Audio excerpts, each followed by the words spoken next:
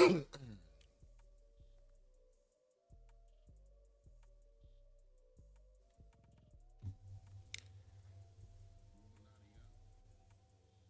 right, y'all. All right. Gio, what up with it, man? What up? What up? What up? What up?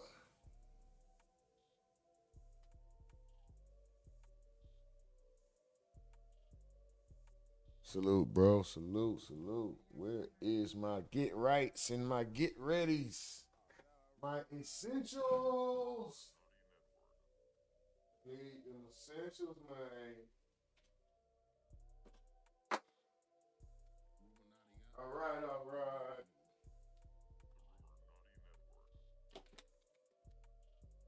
Yeah, yeah, yeah. We back in. We back in her.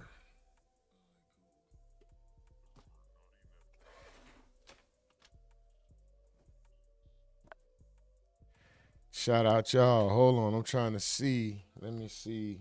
I might have to. Let me see how that color does. Let me see how the color does with the chat. That's what I was afraid of. Can you guys see the chat clearly? Oh, you can see it clearly. Oh, wow. All right, cool.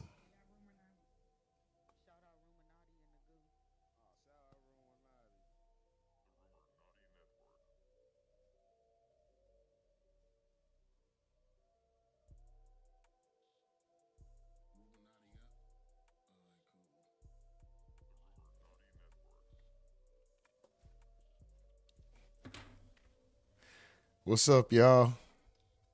Shout out to y'all, man. Shout out to y'all. Yeah. Let me see if I can see this chat up top. Oh, you really can? All right, cool. You can see it.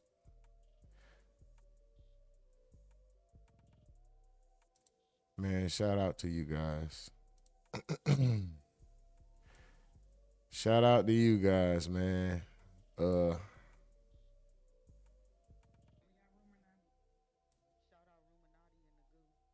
Hold on. I'm getting it right. I'm getting it right. These are things that you can't test if you're not live. You can only see these things. You can only test these things out when you live, man. So I'm getting it right in front of y'all. All right.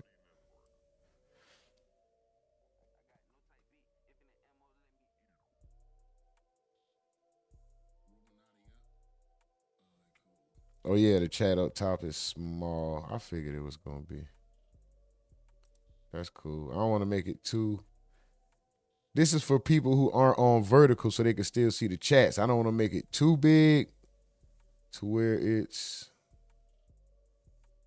runs over the face. At least they could see it. If they want to see it, they could blow it up. We'll just go like that. All right.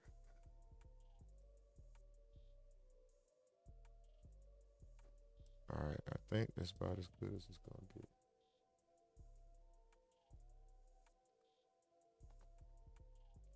We'll work on that. We'll work on that. For now, let me see.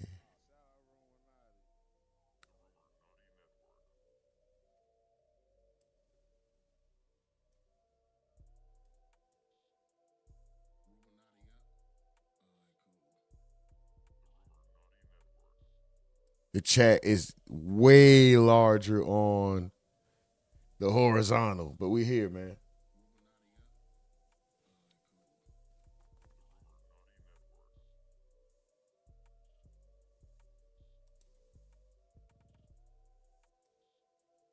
Where was it yesterday? Yesterday it was over the.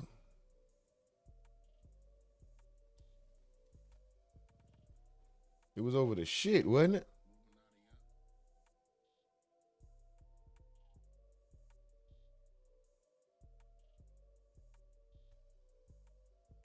Yeah, I can make the text chat darker. I don't want that to be over the. These are adjustments that I can't figure out until I go live, guys. So That's why it's like this. Okay, I think I can make that text chat darker in Stream Elements.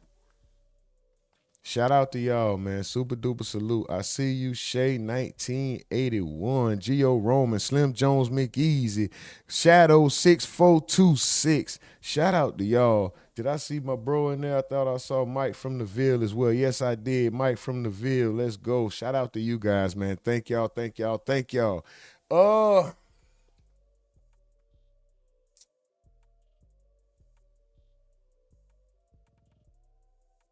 we got a few things to get into, man. Not nothing too heavy today,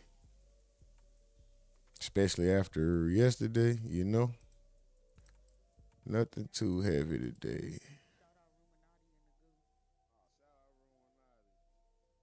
Hold on, Gio. I'm working on it. And I appreciate you guys because I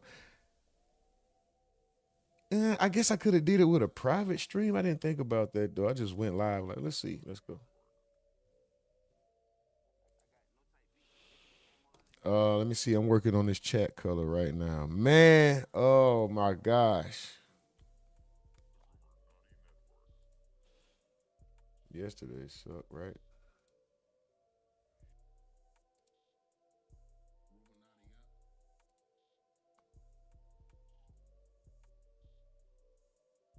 This ain't damn it.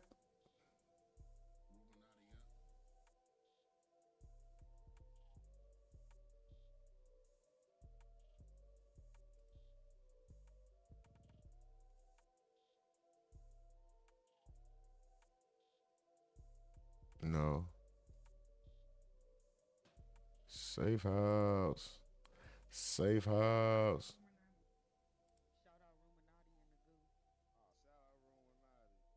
Oh, wait, here we go. Hold on. Let me see. I might be able to do this now. Let me see if I can change these colors. Now your chat stream. Text settings. Yeah, let's try this.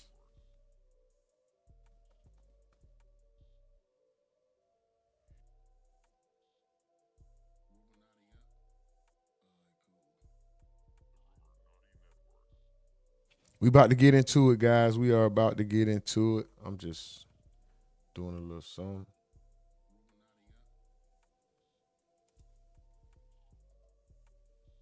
Let's go with a more clear font, right? First and foremost, something a little more clear.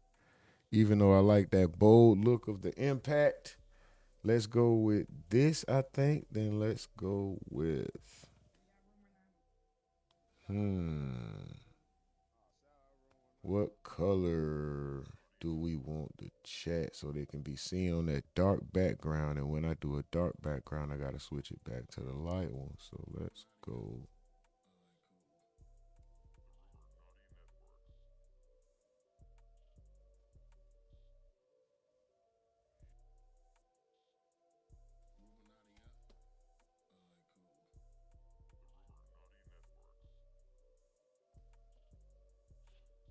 I don't know. I don't know. Before I change any things, appreciate that. Say nice 10 fam. Yesterday was crazy. Even my fam was a little down in spirits. They've been watching the case with us. Bro, yeah, yesterday was a little messed up. You guys think I should keep the text color light or change it to like black for the day, white at night? Let me see. If I just change it to black real quick, just tell me how visible is it for you guys? Let's do that. Let's go to impact. Let me change it to black.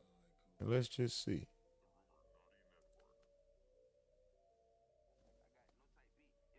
I think the shit just disappeared.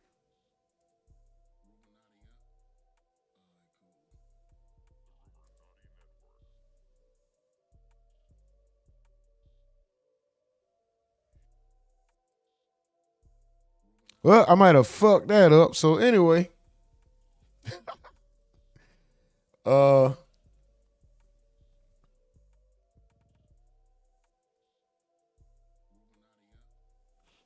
well, you guys can see the chat anyway, right?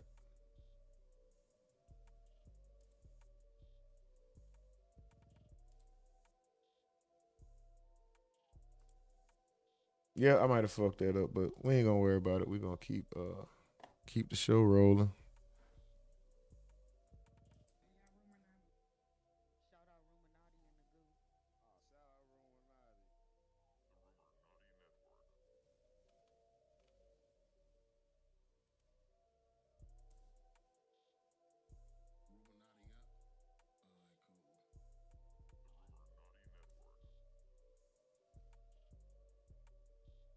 What the fuck is this?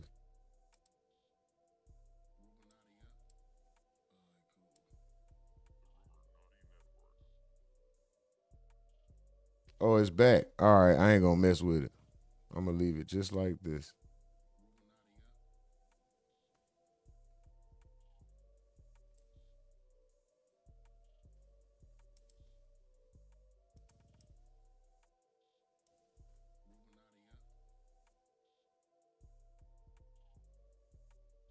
Oh shit. All right, let's get to it, man. Yesterday, right? I guess we gotta speak on it in some sense. That was ah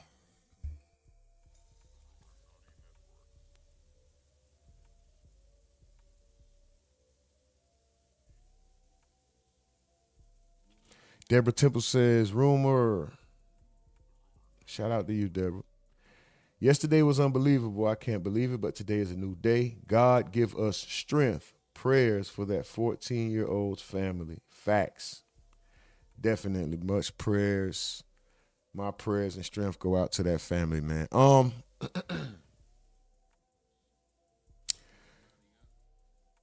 How y'all feeling today? It's a new day.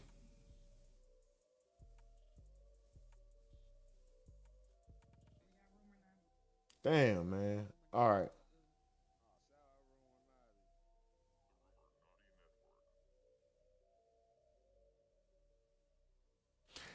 We can move on though, guys. We can move on. We're not even gonna harp on that.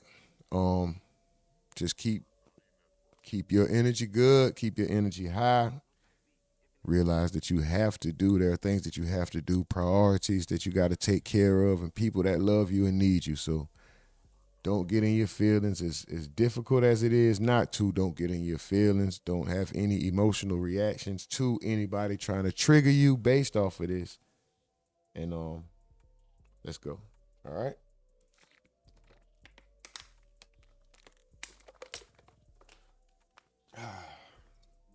We're gonna keep our energy up, guys. We're gonna get into some of the content that we have in the titles and maybe a few other things. I don't have long today.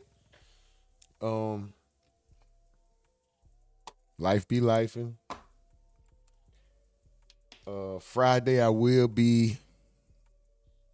Friday I will be doing some traveling over the weekend. Um,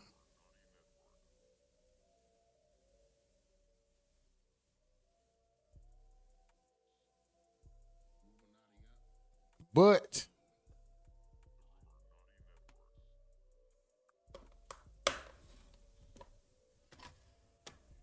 yeah, Friday I will be doing some traveling over the weekend, man. But anyway, we are not going to be shaken by what has occurred, right?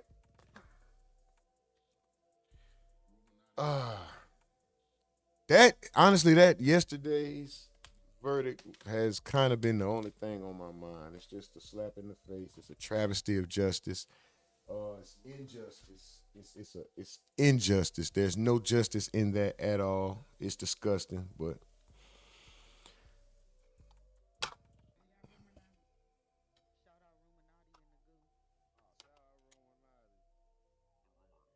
I will keep. I will keep.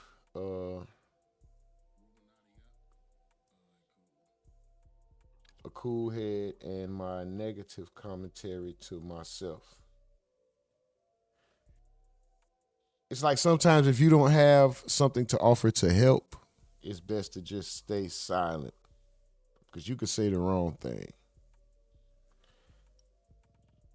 But all right, we got AB and Dean the Great right now. We're just gonna open up with that. AB, this isn't light, but these are some light-hearted individuals. At least that's how they present themselves. You know, everybody's been through something, but we don't walk around with a frown. We wear a mask with a smile, right? Sometimes. AB and Dean, let's just get to that, man. Let's go ahead and break the ice. Because I'm her. I'm watching this. Bro, I watch this like it's a reality TV show, and I'm like, yo. Yeah. Hold on, Deborah Temple say, yes, stay cool. Slim Jones says, Mr. Fruit Loop, just have faith, my brother. Shout out to Mr. I don't understand. Mr. Fruit Loop. People want you to like and tap the screen when you come in. Question. How do we know if we like the content? That's a good question. Take your time and see if you agree with the content or not. Regardless, I do appreciate your engagement though, because you tapping, you commenting is engagement as well. So I do appreciate you. But take your time. There's no rush. For those of you who don't mind spreading the love and the reciprocity and understand that YouTube and growth is all about. And that's another thing. You kind of hating to wait around and see when you know everybody is on YouTube to grow. You know, and I think within the first 30 seconds you can tell if you're liking something. And that's just like a song, right? You don't have to hear a full song to know if you like it or not. Give it 30 seconds. If you, and as a matter of fact, keep your like. You know, keep your like, Mr. Fruit Loop. I don't want your like, sir. I don't even want your like.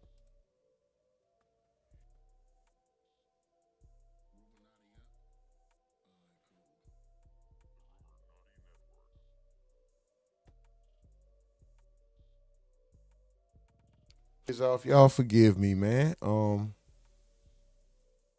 There are situations that we are all aware of that may affect us in a certain way. And then we all have things that each other don't know anything about that's going on. You know what I mean? So we all could be affected. But yeah, my energy may be a little off, but it's cool. Sorry. Mel's right.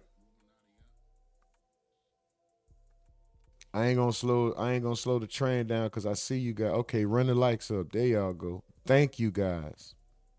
Thank you guys. Everybody's here for growth. Thank you guys. I appreciate you guys for hitting the like button. It doesn't cost you a thing.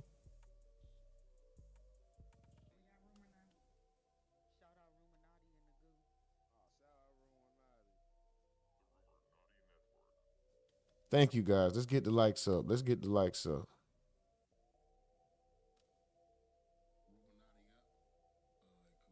Let's get the likes up. Let's hurry up and get the 20 likes. We had 200 viewers. Let's hurry up and get the 20 likes. Let's show these haters what camaraderie looks like, what spreading good energy looks like, spreading love. Like, why would you even worry about, oh, why would I hit the like button? You can simply leave. And even to spread that type of rhetoric, bro, get out of here. Hey, man, y'all run the likes up. Let's get the 20 likes real quick. Let's get the 20 likes real quick, man. Let's get the 20 likes. Let's go.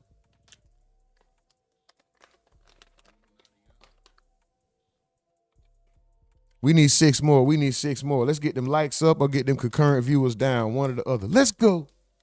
Let's go. Let's go. Let's go. Where did I miss? Like Drake said, let's go. Let's go. Y'all thought I was playing. Y'all thought it was only because it was because it was a court case. Yeah. I had to let the proceedings proceed. Who been here before? Who's new that's been here before? Boy, I would stop this whole shit and we will, nigga. I will not feel no kind of way if the OGs decide to leave if I sit here in silence. I will take the entirety of the time that I allotted to be on YouTube for the day and sit in silence and say absolutely nothing. I will mute the mic, mute the desktop, listen to my music in the background, and do what I do for the allotted time that I had set out to be on YouTube, and will say absolutely nothing. And we'll appreciate you all too, I swear to God.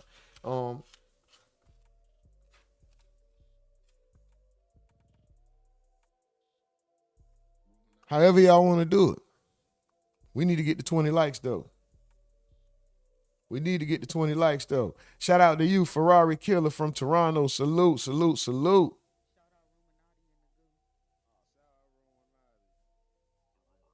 Anonymous talking about I'm new. Your ass ain't new. Listen, we appreciate y'all. Slim, did you download Discord yet, bro? Let me just read some chats. We don't have to watch nothing. I'll just read chats. Oh, these motherfuckers really playing. Let me start. I got time. Let me start at the top. What did I miss? Gio Roman says that tent is tough. I appreciate you. Shadow says nice tent, man. I appreciate you. Okay, that's when we was working on the chat, working on the text. Shout out to Shay with the Y. Let's go. Mike from the Ville says, Gio. Okay, that was something about the text. We still in the text. Shadow says, Rumonati, let's go. Gio Roman shouting out Deb. Mike from the Ville says, double tap your screen to give the stream a like on your way in. Exactly. It's better this way. Live chat should be available on the playback for the stream anyway. That's cool. I could take the stream off the. Sometimes it don't play, so I don't know. Gio Roman says, Jenny from the block says, hi, y'all. I'm just Jenny from the block. Shout out to Jenny. Super duper salute. Let's go. Deborah Temple says, sad, man. Why didn't she come over here, Gio? Slim Jones says. Gio says, she watching. Don't know why she not chatting. Listen, Jenny, do your thing, girl. Slim Jones said, that was my home, girl. Shadow says, you taking your tent with you, right? When I go on the travel, when I leave this weekend? Yeah. I'm going to be doing work from the road. I'm going to be working from the road. We got some family business we have to attend to. Mr. Fruit Loop Killer, I probably shouldn't have timed him out. I timed him out for like 10 minutes. I'm going to take him out of timeout. I probably shouldn't have did that. That was corny. And Mr. Fruit Loop Killer, if you still around, I did some corny shit timing you out, bro. I'm in a mood, man. And I did some corny ass shit timing you out, bro. I hope you still in here, bro. And I'm a bitch ass nigga for timing you out. All you did was voice your opinion and ask a question, bro. A legit question. I didn't have to answer it. I'll wear that. I was a bitch ass nigga for that, bro. I'll wear that jacket, bro. I apologize if you still here, man. Ferrari Killer says, hold on. Ferrari Killer says, oh shit, these females all to blame for all brothers having fallouts, to be honest. Anonymous says 167 people and 9 likes. Hit the like button. Well, now it's 152 and only 18. That's crazy. Mel says he only told one person to keep their like. That means 143 others should still be liking. Yeah, they should, but it's cool. Ferrari Killer says, bro, they all hating on your channel because you're real, man. Listen, I appreciate you. We've been seeing a lot of growth lately. We're just going to keep moving, though. It's all good, Ferrari. Mel said, good morning, everyone. Gio says, Irwin, welcome. Hit that double tap. Shout out to Irwin. Where you at, brother? Irvin, I see you. Shout out, Irvin. What's up with it? Unapologetic says, you can't put a number on bitterness. Exo Mel says, no, you did not do no corny-ish. It was warranted. Anonymous says, Slim, it don't take much data to download the Discord. Anonymous, I know my brother, I got to get busy today. Unapologetic says the truth will always be hated. Mike from the Ville says, press that goddamn button, man, in that Sue Young voice. He funny as hell, bro. You funny, man. You funny. I'm gonna get my medical essentials ready. My medical essentials. I'm gonna get those ready as we sit here and wait for the likes to hit 20, which is cutting into the content time because I have an allotted time today. I can't sit here all day, man.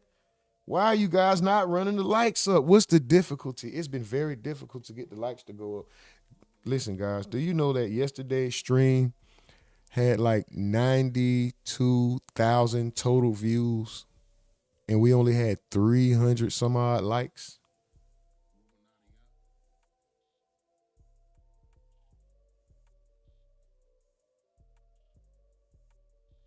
We had 92,000 views on yesterday's stream and only 300 something likes.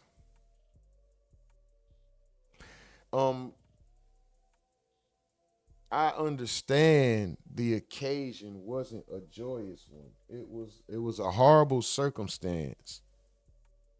I do understand that, but at the same time I can't ignore numbers. When I saw that today, I was like, "Wow, are you crazy? Is that real? Is that This is why I don't like the fluff numbers. That shit look good. I don't do bots. This is just where YouTube placed us, right? I don't like fluff numbers though. If you're not gonna interact, get out. I'd rather you leave than I see all those numbers and the likes aren't adding up. The ratio is nowhere near. That's a ridiculous. That percentage is just. I can't. We should have had at least 1,000 likes, let alone 500. We should have hit our first 500 like stream yesterday. At least 500. That was crazy. And sad. Just talking about the logistics and the numbers for the stream. I'm not talking about the occasion itself. That's a whole nother thing. I don't even want to talk about that. But that's crazy that them likes did not.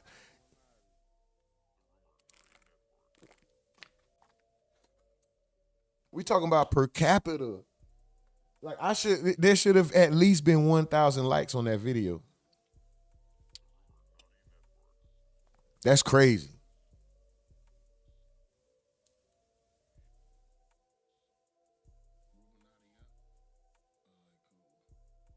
But what we gonna do is move on, because I appreciate y'all, man. No content creator is nothing without the support of the people. I see we done made it past 20 likes. That's all I ask. 6 more get us to 30, though. 6 more get us to 30, man. And 50 is right around the corner. It's really not that hard. 6 more likes to get us to 30.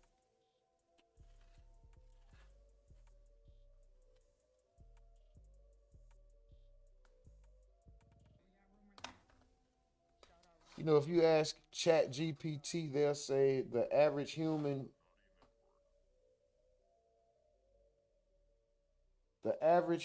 needs to be reminded of something 5 to 15 times before they act on it.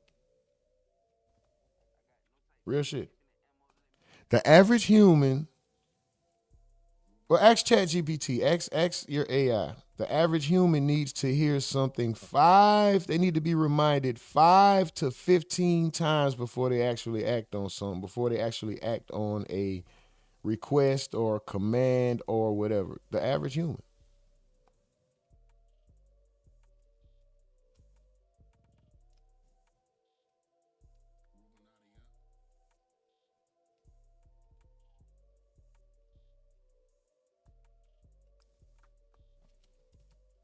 But we're not gonna harp on this all day. 4 more likes to get us to 30. We're not gonna harp on the negative. It's enough of that out there in the world. And we all got issues, right?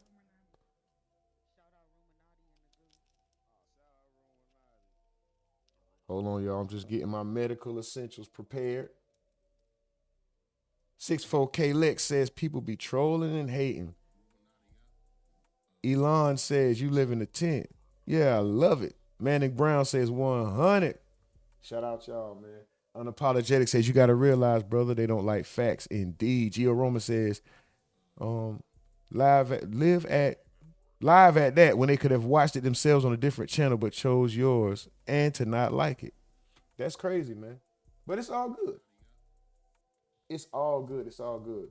Y'all already know how it go. You know, once we get the ball rolling, once we get the energy going,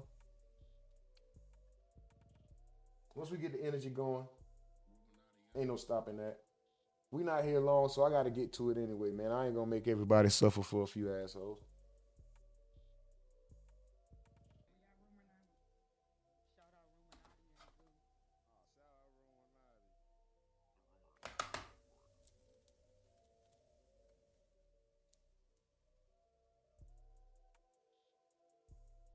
Friday stream is gonna be short though. I know that. Cause Friday is the day of travel. Oh man. It's a lot of life going on, guys. A lot of life going on. Let's go, let's go, let's go.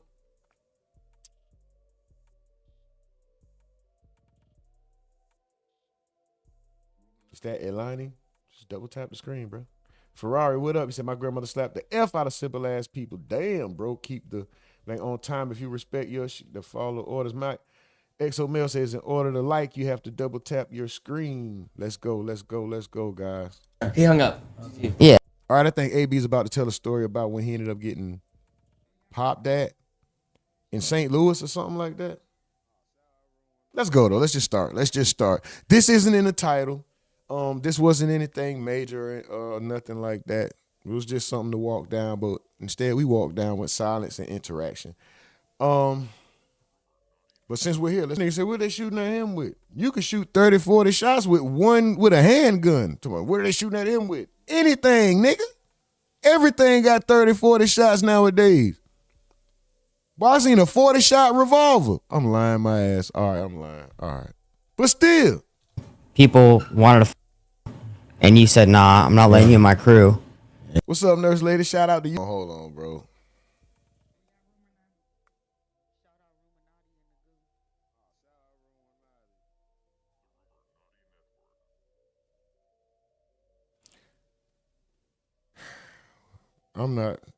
I can't even speak on that right now. I can't cap, bro. I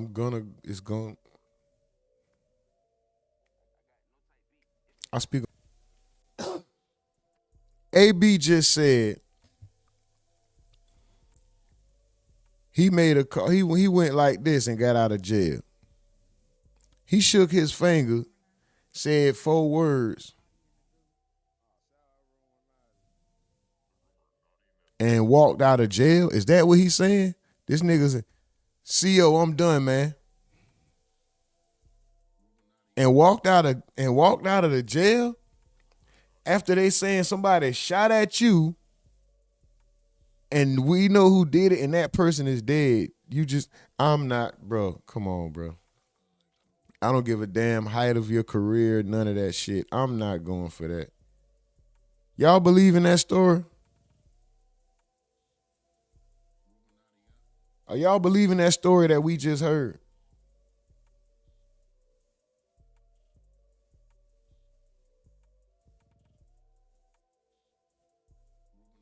AB, everything up until the point where you said, hey man, I'm done. ACO, I'm done. Let me up out of here. I believe just about everything you said up until that part. So a nigga shot at you.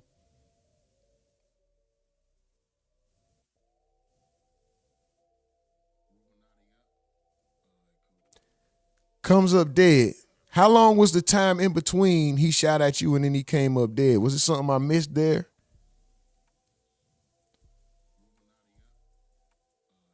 Granted, he was locked for something else, right? He wasn't locked for that. So even though they're questioning him for that, he's not charged for that. But you expected me to believe that you was just sitting there that whole time for whatever other reason they had you locked up. You was just sitting there that whole time. They come and ask you about this dude that's deceased. And then you decide I had enough of jail. I say, hey man, that's it. Get me up. And I walked up out of there. After that, come on, bro. Fabrication at its finest, bro. I missed everything. I'm being willfully ignorant. He's not listening at all. Yes, you missed everything. What did I miss?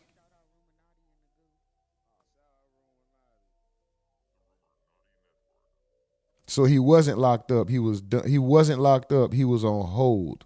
He was being questioned.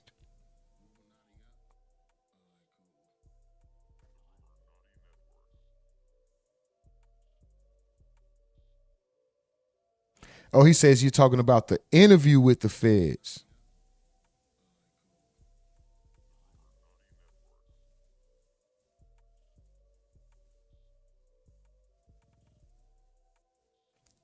Okay, they're saying he went back to his cell block, not out of jail. They're saying it was questioning. Okay, maybe I misunderstood. Listen, I'm not a prison person.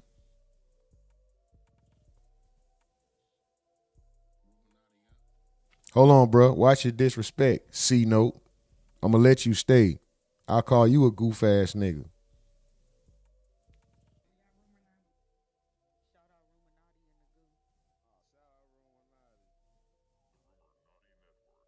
Yeah, all trolls welcome. But what I'm trying to do is get some clarity. I have the right to be wrong. I reserve the right to be wrong, and I might have some misunderstanding. I don't claim to be perfect and know everything like everybody else who gets online, or like some of you trolls and assholes that come on here and think you know everything and so smart. Yeah, nigga, I missed it.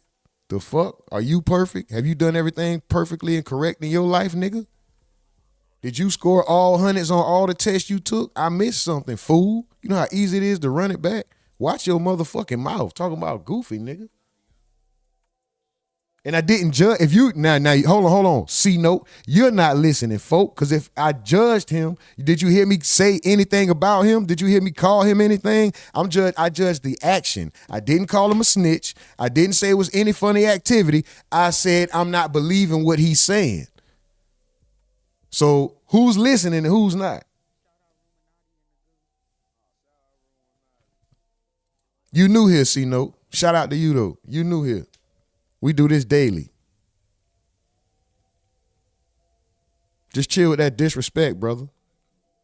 And normally I'm not this on edge, but I ain't gonna lie. Today I'm on one. So my apologies for coming at you with that type of energy over something so small. And it's not that serious at all, bro. It's never personal, just passion. But chill with all that name calling. Man, come on, bro. You don't walk around like that in real life, do you? In actual life, when you meet people and you encounter new people in the physical, you don't walk around and tell a person you just met that says something you don't agree with, goofy ass nigga, because then that could cause a physical altercation possibly, right? So I'm sure you don't walk around and conduct yourself like that in person. I hope you don't. I don't. Because tensions get to rising and you never know what somebody is at that moment. You feel me? So I wouldn't walk around saying nothing like that to people, and I hope you don't. AB, I know you got shot at. I'm just not letting it start happening and get weird. By the grace of God, I get away. And so you walk. He big swerving in the truck. He in a big dog truck. Probably not a dually if he moving fast. He's sitting up high, so they banged at him. AB said he know how to drive. You know how niggas get. Some of y'all, us, y'all, however you want to say, get the ducking and moving and swerve. He got up out of there. Shout out to him. Out the club and that. Case, I think it was ARs.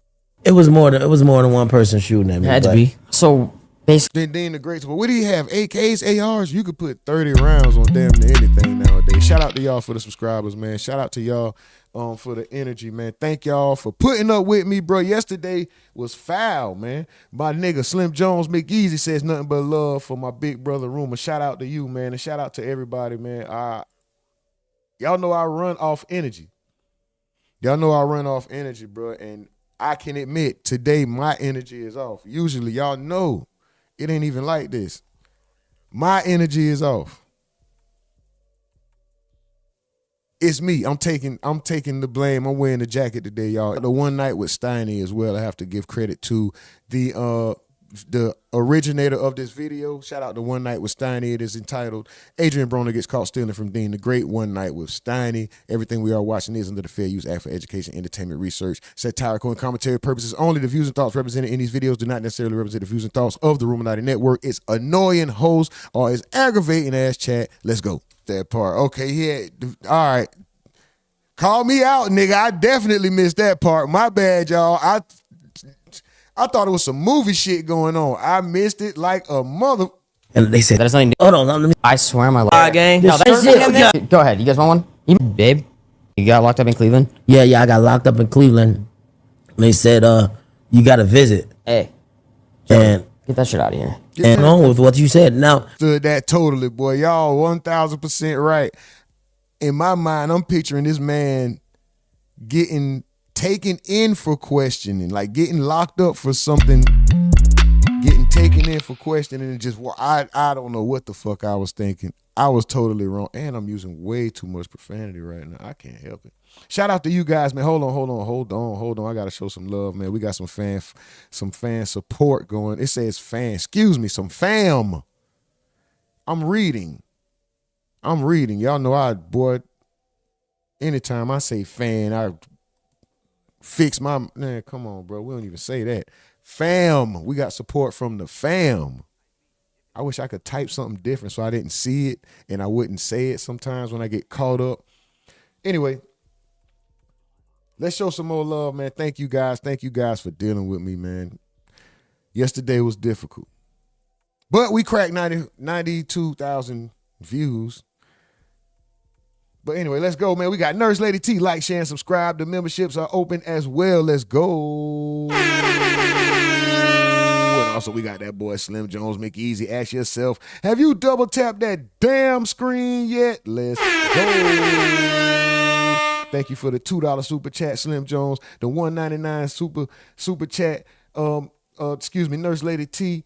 And I think Slim Jones did send another one that I didn't properly give its just due. And it was nothing but love for Big Brother Rumor. Shout out Slim Jones, man. Super stepping. Nurse Lady T, super stepping with the super chats. I appreciate y'all. We're going to keep the love train rolling. We're going to keep the energy high.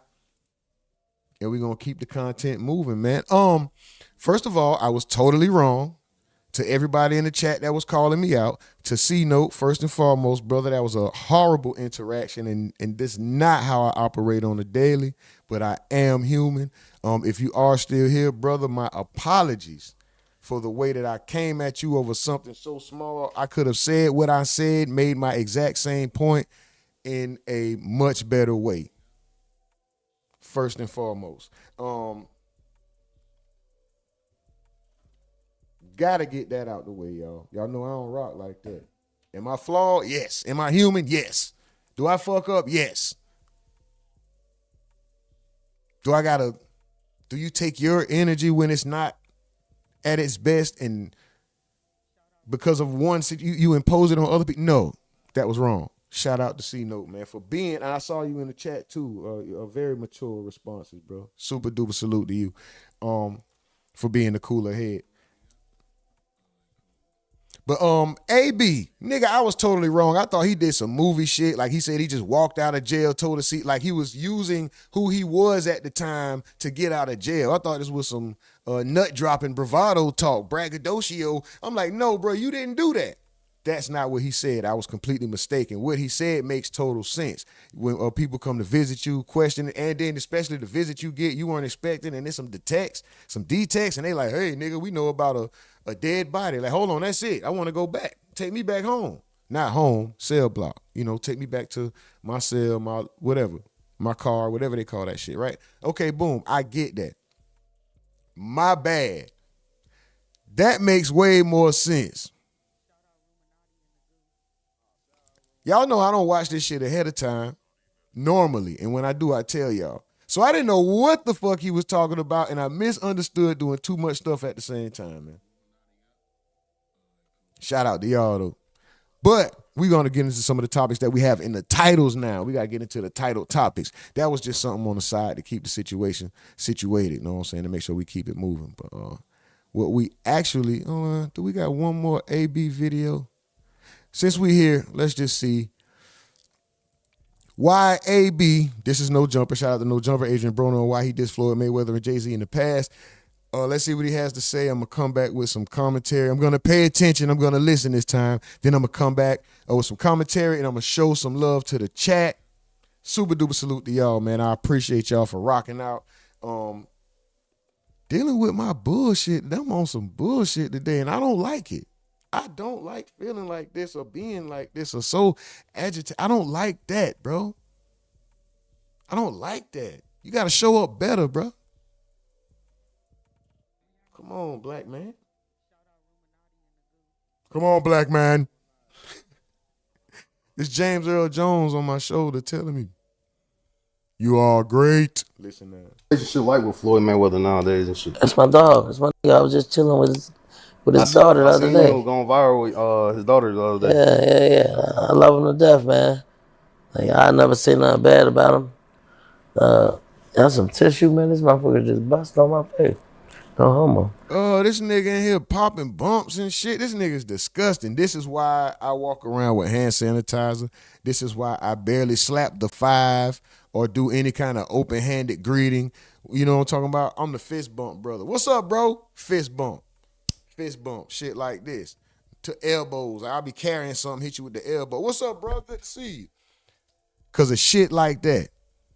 I don't like smoking with people. I don't want to drink after you. Listen, people, period. But niggas, nasty. Scratching nuts. I'm talking about men, period. Scratching nuts, scratching ass, digging all in your ear, doing all this shit. All this stupid shit. Motherfucker dig up that nigga hit one on their nose, go like this, won't even notice it. Boom. You done just rolled the booger up and finna be like, let me hit the blunt, bro. No! AB just said he just popped a bump on his face. Told me, yeah, let me get a camera, no homo. This shit just bust on my face, no homo. Like, pause, nigga. You sitting here doing an interview, drunk ass nigga here. Never mind. I know that's irrelevant to y'all, but nigga, this is why I stay away from people. Why you think I try to, man, I want to live secluded. I want to be away from people. I'd rather do the parasocial thing. I don't like big crowds. People are nasty. People are disgusting by nature. And then when you remind them of it, they saying you being extra. Are you doing too much? Or you this, you that. No, I'm clean. I don't want your germs. I don't want your bodily fluids. What the fuck? Yeah, I love him to death, man. Like, I never say nothing bad. When I used to be very communal and be around groups of people days at a time, so many hours throughout the day, we would share rolled cannabis cigarettes, aka blunts. I knew the activities that we were doing, I wasn't supposed to be a part of because we are doing illegal activities. In the midst of our communing and camaraderie, we're doing illegal activities with illegal substances. Maybe I was helping myself, maybe I wasn't, right? But after I would distribute the illegal substance, I'm way past statute of limitations, and I'm glad to be beyond that. And I'm never going back to that lifestyle, and it's a travesty, and I exercise my right as a citizen. But when I was doing those illegal activities, and I would distribute those illegal substances at that time in small amounts, just in case the government very small amounts. I would then go and get hand sanitizer in an attempt to disinfect and clean my hands after touching that product, because I don't want to touch something that's going to go to my mouth. Like, I don't want to rub my face. I don't want to touch my lip. I don't want to touch a blunt and then put it to my lip after I just touched this product, right? So I would use hand sanitizer because there's no bathroom on a corner or in an apartment when you're in cuts and breezeways and all that. There's not just a ready-made sink and soap sitting outside in the motherfucking street corner, you know? So I would keep hand sanitizer. So that's one, I knew I shouldn't have been there. Second, when somebody from the group, and we're all being communal with the cannabis, somebody from the group may venture off. They may go relieve themselves. A cycle of urination, and then come back with their finger like this. Hey, bro, let me hit I'm like this with the sanitizer. Hold on, bro, before you do that, take this sanitizer. Motherfucker, guess what they be doing? Oh, I don't need none of that, bro. Oh, well, you don't need to hit no more weed. What the fuck you mean? Damn, bro, you tripping about a blunt, bro. Pause, no homo when I say this. Meat don't go in my mouth, nigga. Why the fuck do you just went and took a piss, touched your private parts, and think you finna come back and touch the weed?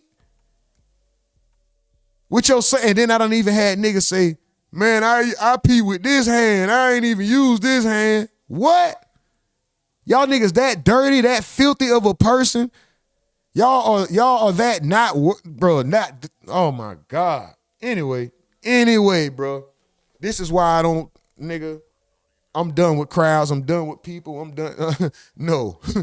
You motherfuckers is disgusting. And he just reminded me of that. Sorry, that was a whole tangent. Had nothing to do with nothing, but nigga, no. I ain't smoke with none of you nasty motherfuckers. Nigga be scratching balls, scratching ass, digging boogers, playing in between your toes, all kind of shit. They want to come and try to, bro, let me break a piece off. No, don't touch nothing. No. Get your dirty ass out. Y'all dirty as fuck for real. That's my dog. And then he put his, that's my dog. I was just chilling with his daughter the other day. I seen him going viral with his daughter the other day. Yeah. I love him to death, man. Like, I never say nothing bad about him. Hold on, man. We have 50 likes. Y'all aggravating as hell, man. 50 likes mean y'all aggravating. Y'all so aggravating, man. I promise, dog. Y'all get on my nerve, dog. Y'all nigga get on my nerve, dog. Y'all so aggravated, dog. Aggravating as hell, man. You're aggravating. Y'all so aggravated, but y'all so appreciated, man. The most aggravating chat in the game, most appreciated chat in the world, man. Keep running the likes up. Keep sharing the stream. Keep the chat active. I'm going to show some love to the chat. After I watch this video, finally, I'm going to get through it. I told y'all motherfuckers I could blab, run mouth. I'm going to blab after the content. I'll get my comments. Then I got to show love to the chat, the main thing in the game. Let's go. Got some tissue, man. This motherfucker just bust on my face. No homo. You got some tissue? But yeah, though. Yeah. I like a talking relationship. When last time you like chopped it with him? Yeah, y'all ain't really speaking. Or... I ain't talked to him in a minute. But I'm proud of him though. I know he about to go in there and blaze. He gonna look good against Manny. Who you find? Pacquiao, right? Yeah, he gonna look good. But like, he's someone who, when I was going through your World Star Classics, I was listening to your remix of Panda of Designer Fame from like 10 years ago or whatever, and you made it Slammer, and you were actually like talking shit about anybody who associates with Floyd in that song. Like, you really like had it out for him at that time. Like, what needed to happen between then and now in order for you, because you always had respect for him, but you also like really felt the need to go at him, right? Man, I ain't got my bad, y'all. This motherfucker just my bad. What is that? What's happening? Huh? A pimple? Yeah. I was watching it the whole podcast, yeah. But so what? It just opened up? Yeah. Damn. That's crazy. Why are they talking about this? It's fucking disgusting. Oh my gosh. It happens, I guess, yeah. But anyway, what you say about Floyd? I think this shit happened because you were talking about Floyd, nigga. Your pimple decided to just explode out of your face? That's crazy. That is crazy. Hey, I respect but nah though. What did you say though? Okay, so that 10 years ago you did a remix of Panda by Designer that you called Slammer, and I was listening to that song and you had a lot of bars going at Floyd and really anybody who associates with him. You were talking crazy, talking like some real gangster shit. Yeah. What had to happen between then and now in order for you to be cool with him? Actually, and why were you even like so pissed off at him in the first place? He did an interview and he's talking crazy. Oh, right. Okay, I saw that, yeah. But I wish this is how you know I did not watch this clip first. This shit is disgusting. It's turning my stomach. I want to turn it, but we already started watching it. I would never, oh my fucking. Me and him, we talk, bro, and then I don't have to see this at all. Then I'm old. I'm a lot older now, so it's like, bro, that shit ain't nothing, bro. He ain't never stopped me. He ain't never stopped me from getting no money. Like, he actually let me get some easy money. When you say that, what you mean? He knew that nigga Ashley Thiffan couldn't beat me, his fighter. Yeah. He knew he couldn't beat me. So you feel like he was kind of He even told me in the club, he said, yeah, I'll let you get some easy money. Oh, all right. He knew he couldn't beat me, so. Yeah. More so because at one point I had like a brother relationship type shit. Still do, bro. Still do, right? Still do. It's a love-hate, but still do. Like, all his children love-hate hanging with me, That shit ain't nothing. Definitely. Do you feel like maybe at that time that y'all were having conflict, you were both like a little bit more up, and like you both had to deal with a lot of bullshit in life, and then maybe that makes you a little bit. I think it was both of our egos, bro. I think all of that shit could have been, because you got to think, even though we was going through that, everybody around us was still talking and in touch with each other. It was only me and him that was into it. His friend. There you go. Egos. And you got Floyd, the Money Miyagi, Floyd Money Mayweather. He's the Miyagi. Then you got young Danielson coming up under him, basically feeling like I'm you, but the next version. And you know, normally the next version of you feels like I'm a better version of you. AB may have been feeling himself a little bit too early. I don't know, let's listen. And P really called him my best friend. His best friend P really called him my best friend, Lil G. Yeah. Like, they talking to my brothers, everybody is still cool. That shit ain't nothing. I still go around, I still went around. So even though you were going at it, you would still be what, around at fights or around his? Around him. And it's stable. And you'd say what up, and it would be cool? Yeah, they'd be like, what up? And he'd be like, see, AB? Come on, AB. Was that him just not taking you serious because he thought that you were just tweaking out and talking shit in interviews, or what? Nah, it's just like, it's a mutual respect thing, bro. But it's like, I'm a nigga that you can't just say anything about me, bro, and think I'm not gonna say nothing. Cause with him, he's so goated, he's so big and in the industry and his entourage or whatever. And they've been going through it for so long, they feel like that's normal when he say certain shit. Like with me, nah, nigga, we ain't going for that. Like, so you feel like Floyd, in a sense, not this, but you say like he got a lot of yes men in a way where like you wasn't one of the niggas, so y'all would bump heads because you'll say. I wouldn't say. I'm not gonna say I could see that because I don't know Floyd, but I can understand how somebody with money automatically equals power and influence to some people. Your money automatically equals power and influence to some people. They equate your money. They'll give you credit for wisdom. They'll give you credit for power. You could have, man, it might have been a lucky one. You might have did something lucky. You could have got grandfathered in. The money could have got handed to you. People will listen to you because you have money. They'll let you do things to them that they won't allow from other people because you have money. Just because they think that eventually they're going to get a piece of it. Eventually they think they're going to get a slice of the pie. A large slice, not whatever you agreed to pay them for the job. They feel like, okay, I'm here. This is opportunity. I'm next to this million, kabillion, gazillionaire. I'm going to get some of this money. I'm going to be a friend. I'm going to work my way up. Oh, he's just, this motherfucker got an attitude. It's okay. I'm going to just let him say and do whatever he want to do. I'm going to get this money regardless. I know he going to give it to me while I'm here. No.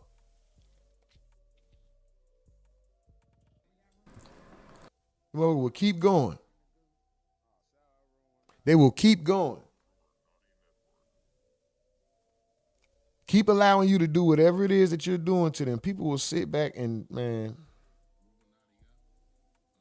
Busta Rhymes, what was that? Things we doing for money? That's crazy, man. Anyway. I would, because that's a bad analogy. But I get that, though. I get Floyd. His name was Money Mayweather. He's known for living an extravagant life and spending an exuberant amount of money at the drop of a dime. I can see how everybody around him is going to keep saying yes, especially if they don't have no kind of what the youngins call now motion, no type of accolades, nothing to fall back on for themselves, or they haven't established themselves where they know they'll be well off financially. They see Floyd or anybody else with finances as an opportunity. That's why so many yes men, so many groups of do boys and gophers, and that's why the rappers, if you notice, a lot of rappers always end up being best friends or being real close with the person who they would always argue with and who would always tell them no or something like that, because everybody else around them kissing ass. I wouldn't say yes man, because a lot of the he got around him got great character. They good dudes. Yeah. You feel me? And they some stand-up guys. It's just they understand him. That's why I tell people, like, they be like, I like how he cleared up everything I just said and was like, ain't even yes man, but I was talking about yes man. He talking about something else. But I was damn you, AB. I'm like, he a good nigga, but it's gonna take for you to really understand him for you to be around and get it. I think that's the same way. Listen, him drunk finna do a drunk nigga, but can't even get through it. Anyway, look at him. I think it's the same for AB though. You have to understand AB. You have to. Adrian Broner is a person you have to be able to tolerate to be around. Adrian Broner is that drunk, belligerent friend, always doing too much, always too loud, always talking close to you, spitting on you, always getting into something where you got to stop him from we about to fight a group of guys because of him, or he arguing with a girl, calling her a bitch, something. It's always him. AB is always in some shit, bro. He is that friend. It's always gonna be something attached to him, bro. If you don't want, if you're not ready to deal with what comes with AB, don't be around him. If this was my friend, it would be my friend from a distance. Because if you don't understand him, a lot of shit he do is it can come up as disrespect, and then you gonna flip out. Hold on, money don't allow you. Money, position, nothing doesn't warrant you to speak to somebody in a disrespectful manner. That goes for everybody, me included. Nothing warrants. I don't care if you're having a bad day. I don't care if you're the richest man in the world. I don't care if you figured out the cure to cancer, if you come up with a new mathematical equation, whatever your greatness is, that still don't give you the green light to walk around and be disrespectful and talk down and belittle people or take your bad day out on people. And also you got to recognize you got to have enough dignity and self-worth to, no matter who it is, not take that shit. Is there some push and pull and some compromise in life when he's like, yeah, that's just how a person is. I understand that. I know they don't mean no harm by it. Okay, cool. That's different as opposed to him being actually disrespectful. I don't know that he's saying his Floyd is being actually disrespectful, but at the same time, if you're a person who comes off that way and you can be misunderstood as being disrespectful or nasty or uppity or whatever, you too can work on your approach. You're not just 100% right because you're the money. You're the bag. You don't just get to do what you want to do. You too should work on your approach and how you deal with people, in my opinion. So you kind of join in his world when you're around him. Yeah, yeah. But I mean, you probably can relate to that a certain amount yourself. Like at the height of your success, you probably had people around you that felt like they couldn't check you or they couldn't correct your behavior because you were on top of the world, right? You're damn lie. All my brothers will tell me, hey, bitch ass nigga, you tripping. AAB, bro, you tripping. But somebody who reaches like crazy levels of success, I feel like usually gets those people. I feel like I reached crazy levels of success. How many four-time world champions in 4 different weight classes you know?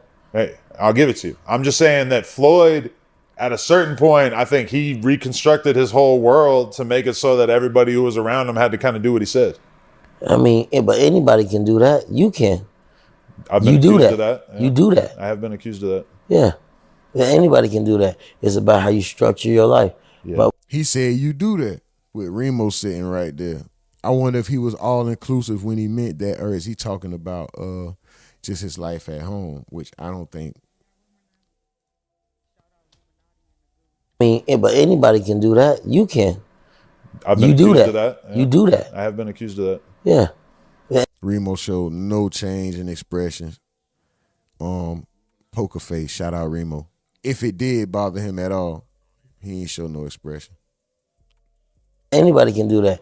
But Remo is well aware of the talks, and I think Remo is a guy that just got his head down and moving forward and knows what his mission is. I think, yeah, he's definitely locked in with Adam. He don't have a problem with Adam. I think Remo probably, for one, he's a little younger, so the things that the older crowd carries around, some of the things that may cause separation or some of the things that may be triggering or some of the historical travesties that we may be aware of, he may not be as affected as an older person who may not be aware or in the know as much, you know. So I don't look at Remo as, I've heard people say negative things about him. I don't have nothing negative to say about Remo at all. I actually think he does great work. Can he be? I just hate the fact that you intentionally sag your fucking pants. Pull your fucking pants up. Why are you sitting there? You sitting down too, and you got half your fucking boxers out, your ass cheek out. Like, why the? Put your ass up. Pause. Nobody want to see your ass. You a grown ass man, nigga. But outside of that, shout out to him. He making his moves. He's about his business. He don't let the outside talks get to him when people say, "Oh, Adam is this and you work for this and you are this type of person because you work for the white guy that does this." He don't let none of that get to him. He keep his head down and keep pushing forward. He keep his head down and his money up and his progress up. Shit, shout out Remo. It's about how you structure your life. Yeah. But what I'm saying is, we made it to a certain amount of celebrity, and we've accomplished so much that it put us on a magnitude to where it's like, damn, we gotta treat them like this. And I get that, yeah. But when it comes to me, it's like, you still a human being, right? And you gotta treat people as you want to be treated. Other than that, a nigga ain't gonna be around you, and then you're gonna be calling wondering why niggas ain't around you no more. You know what I'm saying? For sure. You think you could act normal around Jay-Z? Yeah. Hell yeah. I wonder if I really want to talk to Jay-Z though. Yeah. Because I flipped out Monday. In front of him? No. Oh, you dissed him.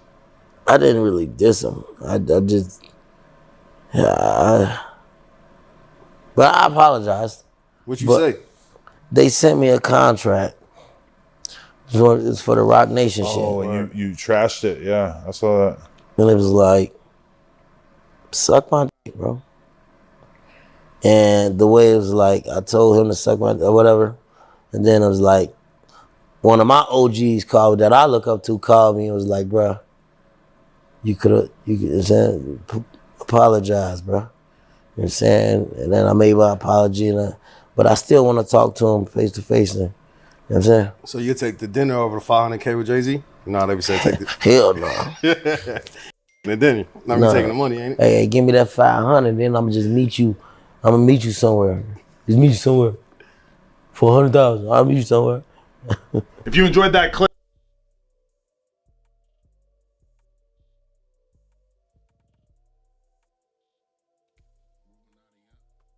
I don't know nothing about the Jay-Z part.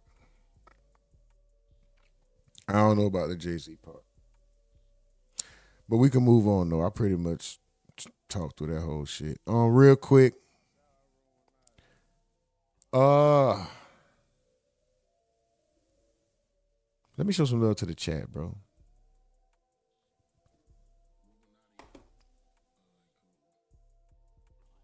What you think a real nigga rap for? Let me show some love to the chat, bro.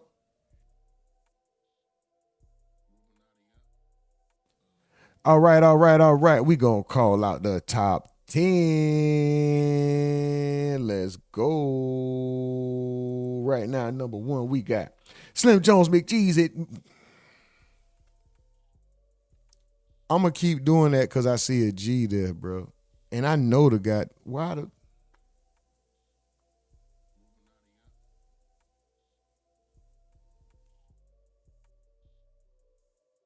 We finna start all over. Oh.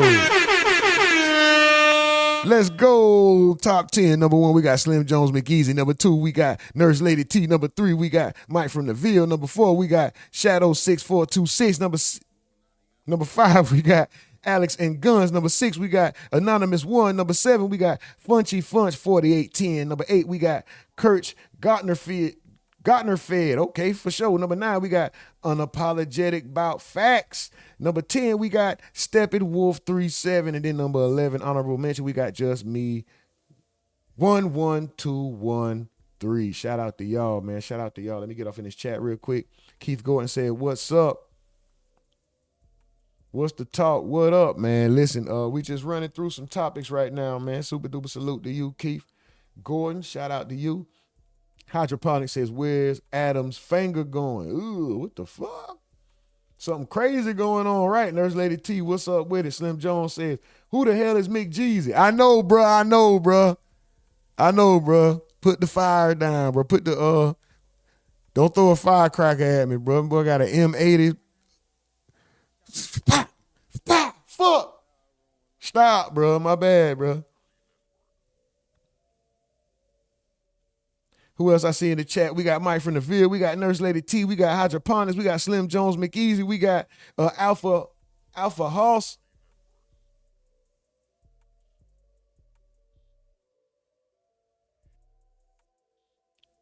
We got Sab's ex-husband.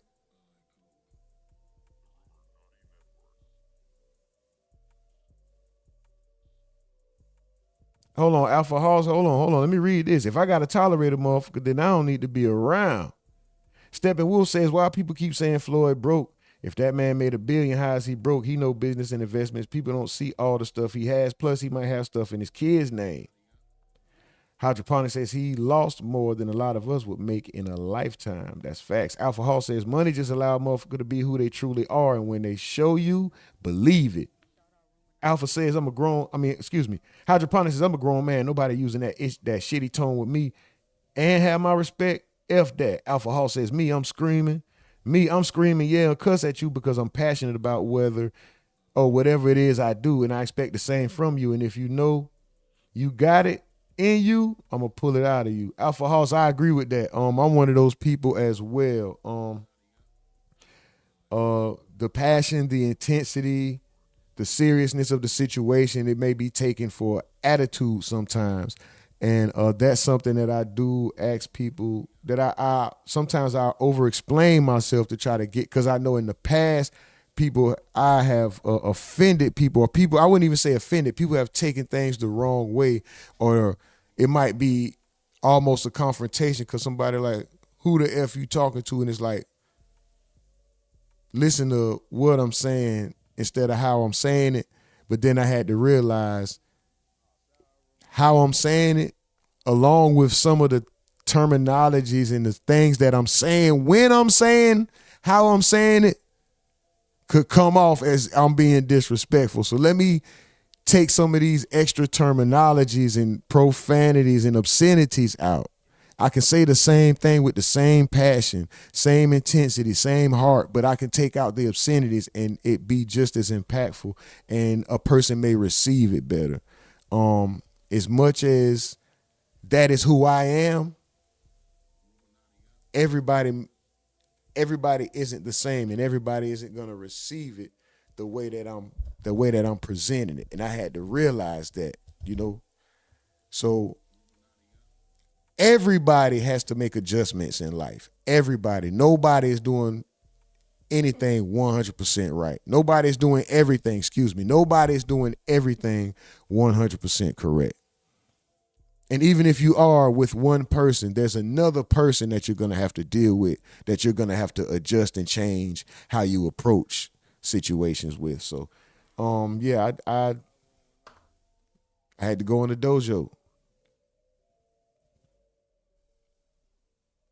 do some work, Shout out to y'all, man. Shout out to y'all. We're going to keep this content rolling. Let me show some more love to the chat. Let me see what names I see real quick. Call out some more names. I call your name looking ass. Sab's ex-husband said he had 50 million to going broke. That's all he's going through. Nothing more. Damn, Kinfolk TOM says, I appreciate your content and your insights. Thanks for your channel. Shout out to you, Kinfolk TOM. I appreciate you and your interaction and your great uplifting words, man. Thank you. Alex and Gunn says, who the F is Floyd? Mayweather. XO Mel says, no shade, but I feel like it's time to pause the content and get them likes up. You damn near right, but I see him moving, so that's why I kept going. You about right, though. We at 67. Let's go. 3 more, get us to 70. Let's get up to 75 at least, guys. Come on. 7-foot barbecue giant says true. So hold on. You either 7 feet tall or you got like a 7 foot long grill or something. With a either way, where the barbecue at, bro? Shit, I'm trying to.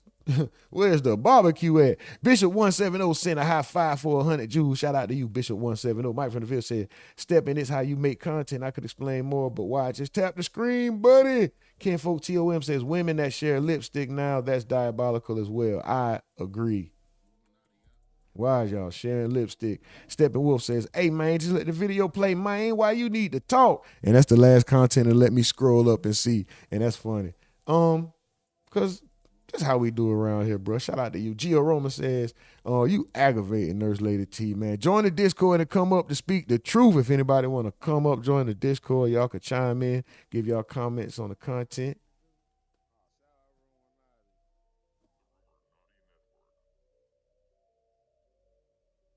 We all caught up. We all caught up. Nurse Lady T, I see you. I see you.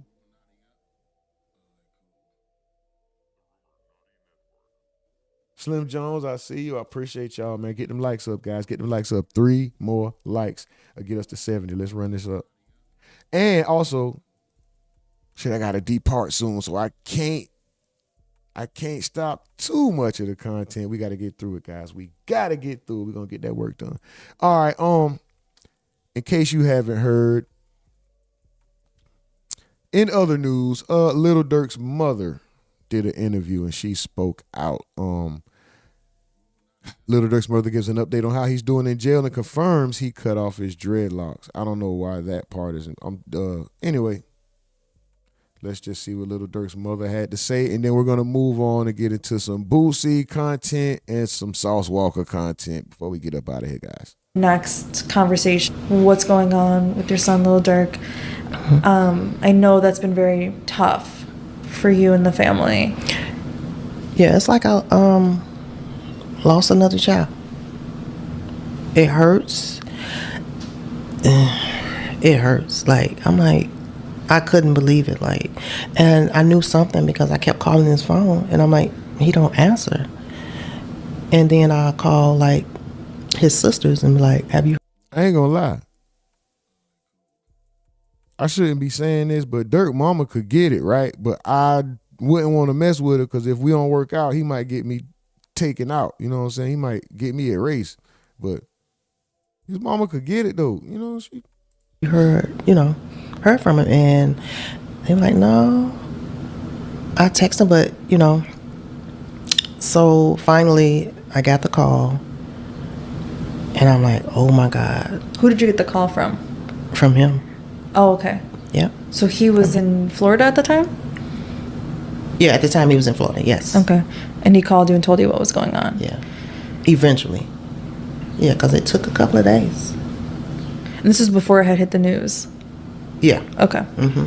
And so then when you talk to him, because he is such a public figure, right?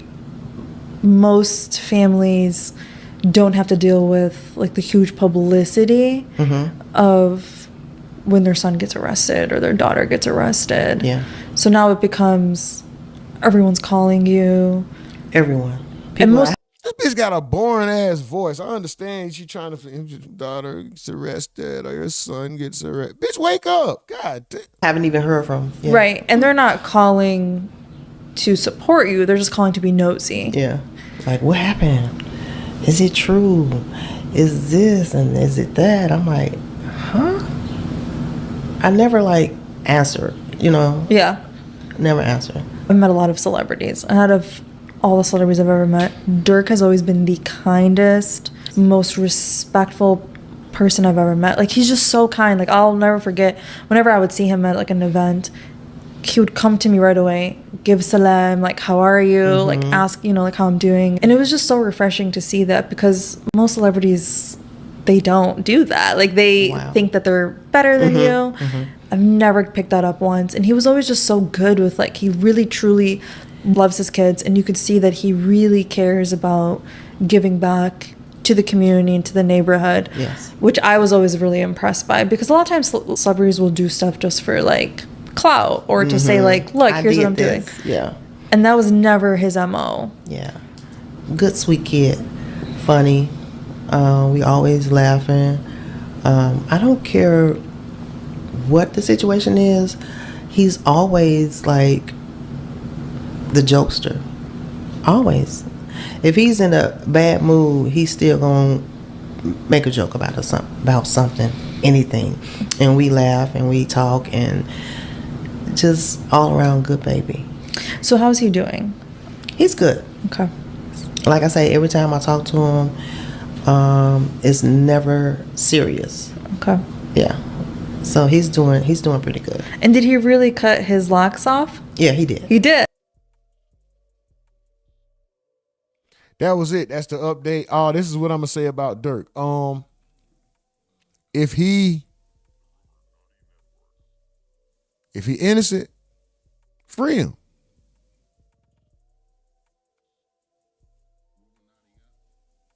If he guilty, keep the guys. It's just that simple.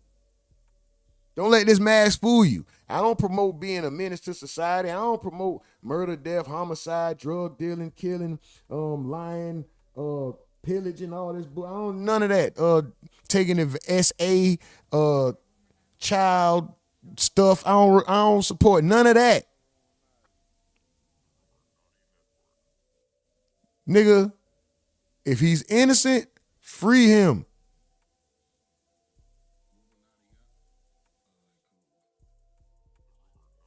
If this man is a menace, keep the guys.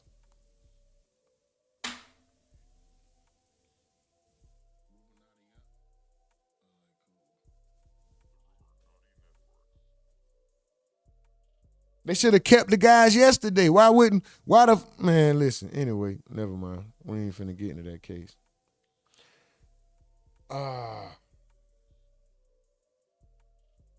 We ain't even finna get into that case, bro. But that's it. That's just a quick Durk update. We're going to get into something else. Hold on, let me show some love in the chat real quick before we get into this Boosie situation. Slim Jones says the universe got your back. Anonymous says, Gio, I hope they don't mess up with the... Hold on. What's going on?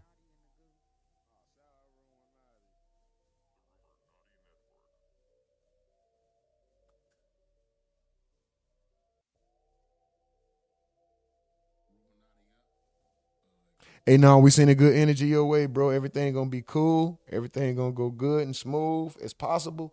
And your only pain might be hunger pain, brother. Cause you can't eat the food you want. May your only pain be hunger pain, and I hope that ain't even intense, bro. You know, I hope everything goes smooth. All jokes aside, I wish you the best. Sending good energy your way. I hope everything goes good for you. And shit, we already claiming victory, bro. We already claiming victory. For the best possible outcome is the victory, bro. That's what's already in the mind. We already see that. So for sure, everything gonna go good for you. Mike from the field said these ladies act like they're not talking about a man who paid to have people taken out. Hydroponics says, and when did it become okay to be in the streets and snitch? 90s was different. Snitches were lucky to only get stitches. We just didn't tell everyone or filmed it. Gio says, okay, I see, LOL. About to get this bag shortly, so it's just for now. Gio, get that money on. Gio, get that money on. Let's go. Hydroponics say he live in Missouri. Shout out Missouri. Stanton Kiddo says hunger pain is something that is real. Trust in God.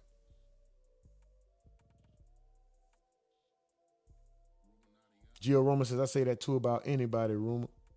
VBNZR says, F a ninja. Anonymous shouting out. Salute, man. Listen, bro. Good energy, bro. Facts Hydro is about to be different. I'm from Chicago, too. Oh, that boy from Chicago. Yeah, police weren't telling who snitched in the 90s.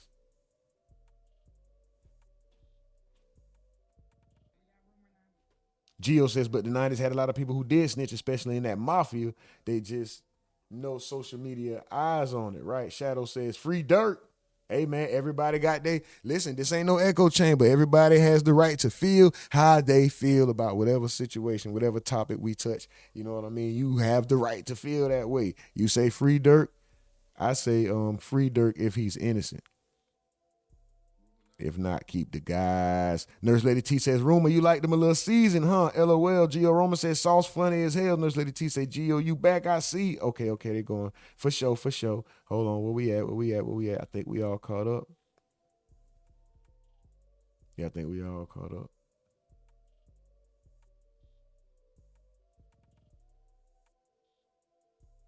All right, for sure. One more like will get us to 70, guys. Run the likes up, please. Run the likes up.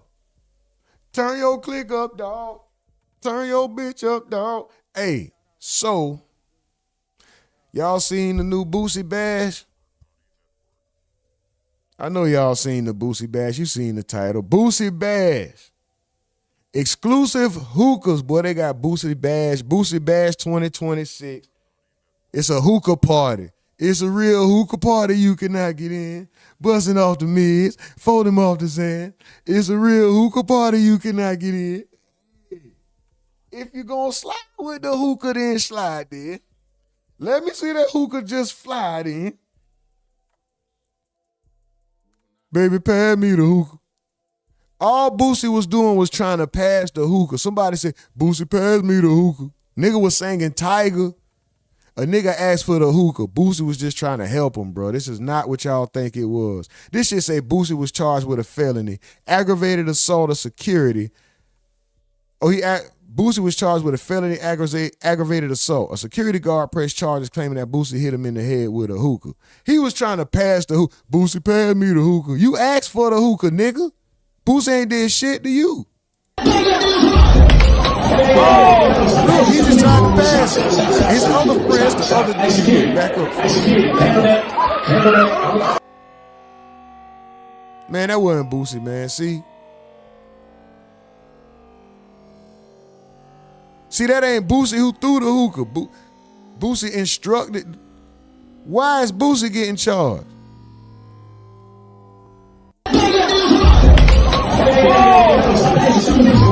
Hold on, that's after Fat Boy got hit with something. You seen him? He got hit with something. Watch. Oh, that was a hand. Oh, that was a hand. Who threw that hand? Let me slow this down. Who threw that damn hand? Who threw that goddamn busted ass Adidas? There go the fist right there. Whoever this person is, see the fist? It go back to this black shirt. They go the head ducked. It looked like it. It looked like he swung around somebody. Is that? Yeah, he swung. Oh, here you go right here. He swung around somebody. Dude, hold on. Did you get hit by the dude with the hat and throw the hookah at a random direction? Hold on.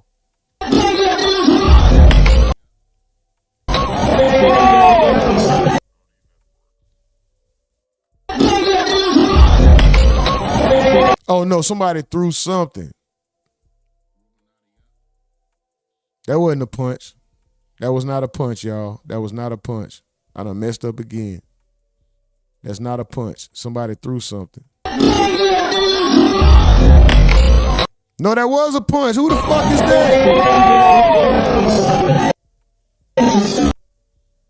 Dog.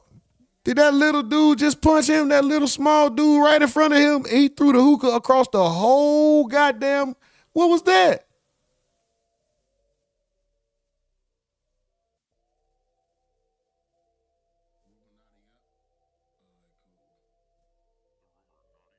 I'm tripping.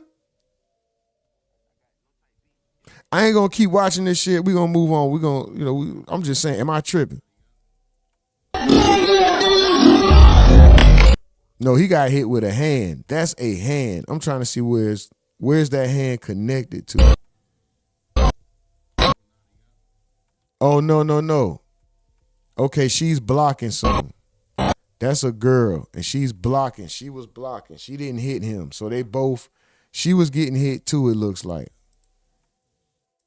Okay, so somebody threw something in their direction is what I'm assuming, because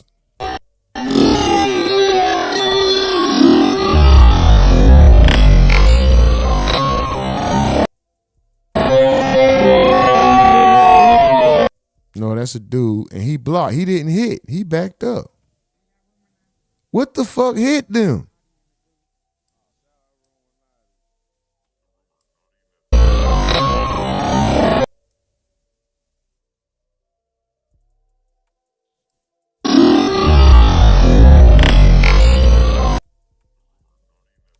See, this the person I thought hit him. He's covering his head up. And then this person right here is going to reach around and like pull that person out the way. So I'm assuming somebody threw something. We just can't pick it up in the video. See, when that hand went out, it looked like he hit him, but Fat Boy had already fell back. The noise was already made. Fat Boy already fell back. That hand going to come up and he's going to reach around and grab this person right here.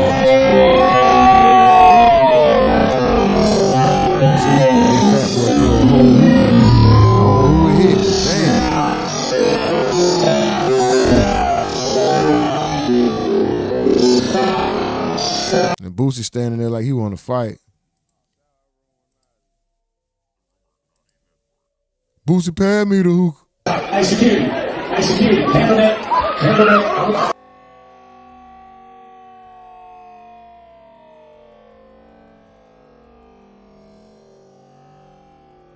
Yeah, the hookah ain't in Boosie's hand. Who did it hit?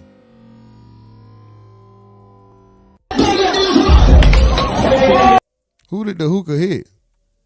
Man, they just asked for him to pass the hookah, that's all. Hey, to all my family and fans, man, I'm okay, bro. I'm alright. It's basically a money grab, man. It's a money grab, bro. This is what you go through as an entertainer. The facts of the case have come out. I mean, we in court now. But this is a money grab, man. This guy wasn't even supposed to be a security in the first place, man. This shit done 17, 18 years for aggravated armed robbery with a deadly weapon. He just got caught at the border a couple years back, smuggling women out the country and in the country. He just got off federal paper. So, man, it's shit a money grab, bro. You know, when I first found out about the warrant a couple days ago, I contacted my PO. I let him know what was going on.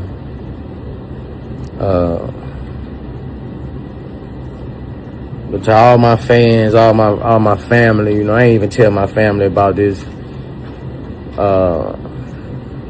This was going on, you know. I'm alright though, man. It's just life. Life be lifing, bro. Life be lifing, man. But you know, God got me, bro. So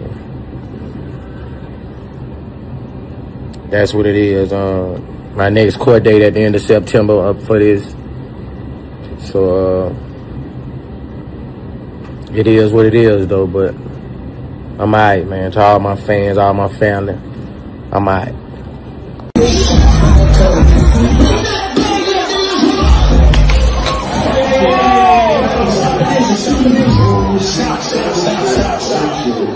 Stop. Hey, security. Hey, security. Handle that.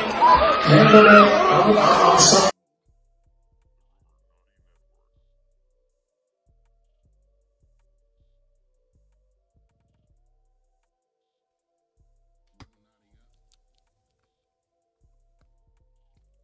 I don't think it needs much explanation. Boosie said it's a money grab pretty much. What else can you say? What else can you say when he's not the one throwing the hookah? I know that they're going to put it on him because it's the group that he came with. They're going to say, yeah, nigga, did you see me go in his ear and say, hey, do this, throw that at him and point at that person? You can't put that on me. I'm not in control of what another man does or another person does, period, just because they come in the caravan or the entourage of people that's with me doesn't make me responsible for the individual things that they do. Now, was Boosie ready to go if it would have went down and he gonna ride with dog? No doubt in my mind. But as far as this legal situation goes, it would only make sense. Like that's what bruh gets paid for, you know. There are some people who they just understand. They understand their position when it comes to some people are there to roll weed. Some people are there to accept the charge if something goes bad. Some people are there to be the bruisers and the protectors and the head busters and security. Some people are there to be security professionally. Some people are there to take the fall if it goes down or be the one to crash out if we in a environment, a certain type of environment. You know, and I'm sure the dude that threw the hookah knows his position.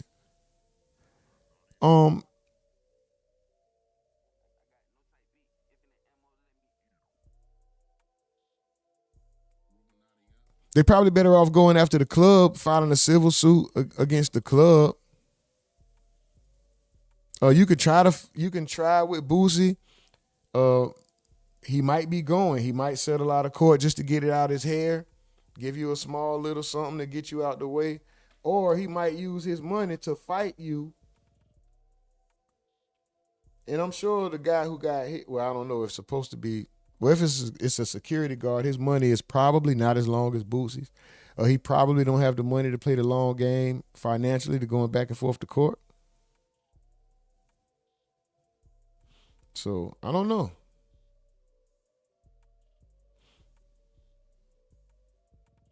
I don't know, man. I mean,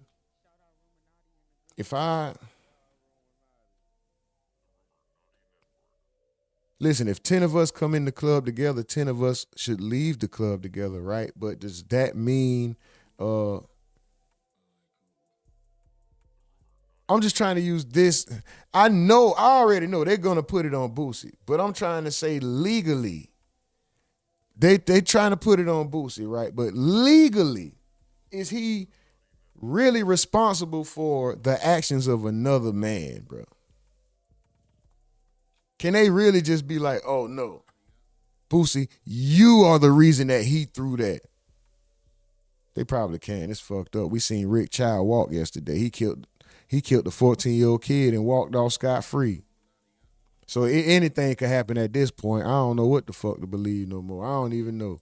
Anyway, we gonna go ahead and move on though. I'm gonna show some love to the chat real quick. That shit just, I did not need to remind myself of that.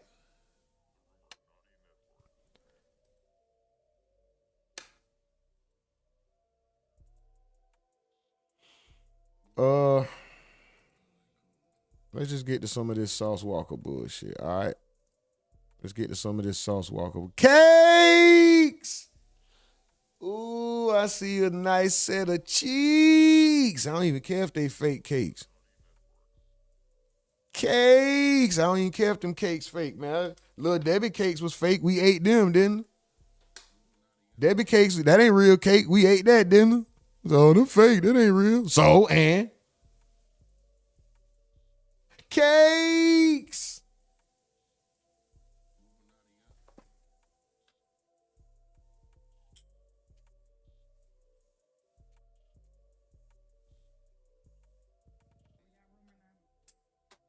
Pass me the hoop.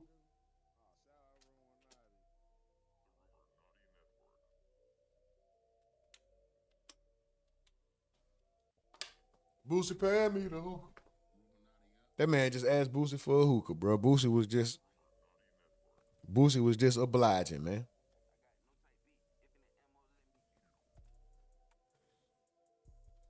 Anyway, let's move on, man. Let's get to the top topic, guys. The top topic. Shout out to y'all. Thank y'all for riding out.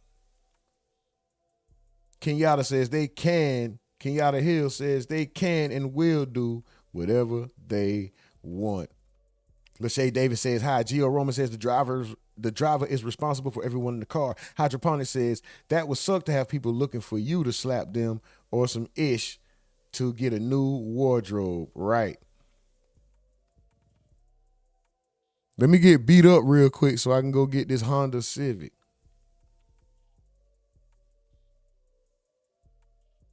Christopher Standback says F no. Byron Thayer says learn English. Gio Roman, he definitely built an empire. I respect his hustle for sure. Lewis Banks says, Boosie, badass. Louisiana King. Gio Roman says Boosie got little do it. So he definitely got little do it. No City T says, yes, he do and he knows about money grab because he has, started doing it. I love him, but he knows he stay in shit. Gio Roman says, that boy stay in the courthouse. Yeah, he does. Mel says, the numbers are not making sense. We don't have a 2-to-1 ratio. I can't live without my radio looking at. Run them likes up, y'all. We need 4 more likes to get to 80, man. 4 more likes to get to 80. Double tap that like. Double tap that like. Double tap the stream. What the fuck? I'm trying to read and say something at the same time. Let me read Mike from the Ville's comment, then I'll say what I was going to say. Mike from the Ville says, double tap, like the stream, let's hit 100. I was going to say double tap the screen if you're watching vertical. We are 4 away from 80. Let's like the stream. Let's get the likes up. My bad, guys. I got confused. Mike from the Ville says, if Boofy. Boofy badass. If Boosie there, I'm leaving. They call that man Boofy. ID Juan Kenobi says, one bad apple. Man, it could be. Drill Sergeant says, what they charge Boosie with? Nothing yet. Nothing yet. I think they tried. I don't know. I think they tried.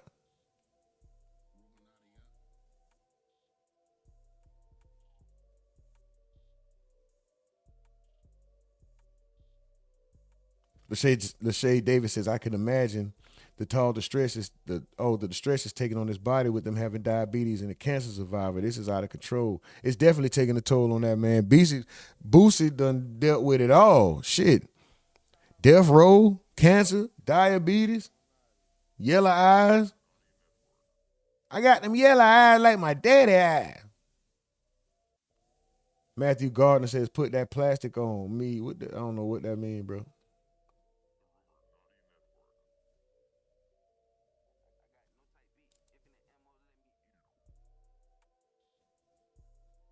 Hold on. Run them likes up, man. We need 5 more likes to get 85. 5 more likes to get us to 85, man. Let's go.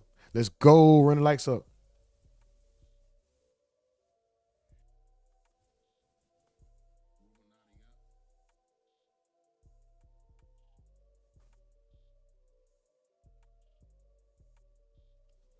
Hollywood say Boosie Bash was here in Lafayette. It was lit and no issues. Facts. Only issues was what? Young Miami didn't show up, but she didn't want to perform after she said she was going to come. She didn't come. Yeah, he ain't had no problems, right? He ain't had no problems.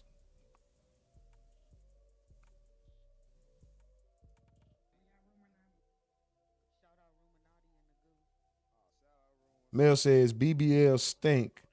That's what they told me. Shout out to Hollywood 3600. I see you, bro. What Mel says, fake booties or the BBLs, they stink. That's what they told me. I keep hearing that. I never been around a BBL in that capacity to know the scent or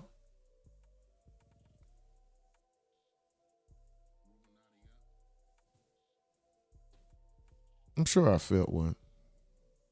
But I've never been around it long enough to know.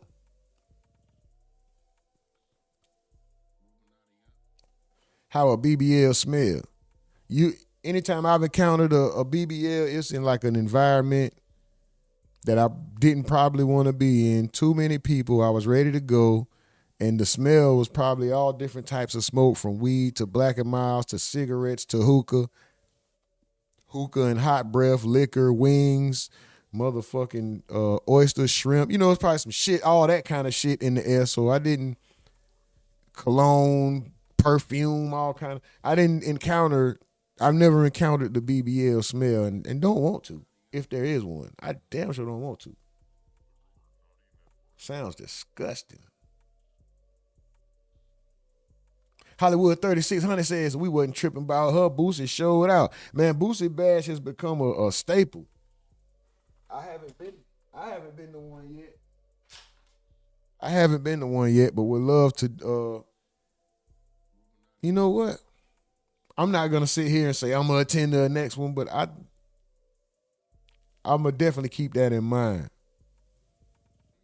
It may be time to attend a Boosie bash before me and him both get too damn old. Well, it's gonna keep going after he go, but anyway, run the likes up. 3 more get us to 85, man. Let's get into this last topic real quick, guys. Anybody want to come up too? You know the Discord is open. We got a mod call. Shout out to everybody that's been interested. We got some people in mind that have been showing love. We're going to set that. I'm going to talk to the team after this stream. If the team is available, I'm going to talk to the team. We're going to figure out the days and all that shit. And everybody who was interested, who contacted and reached out, we'll send you guys a flyer, and then we'll go from there. Man, I thank y'all. Y'all already know who y'all are. I thank y'all, thank y'all, thank y'all. Mod calls is open.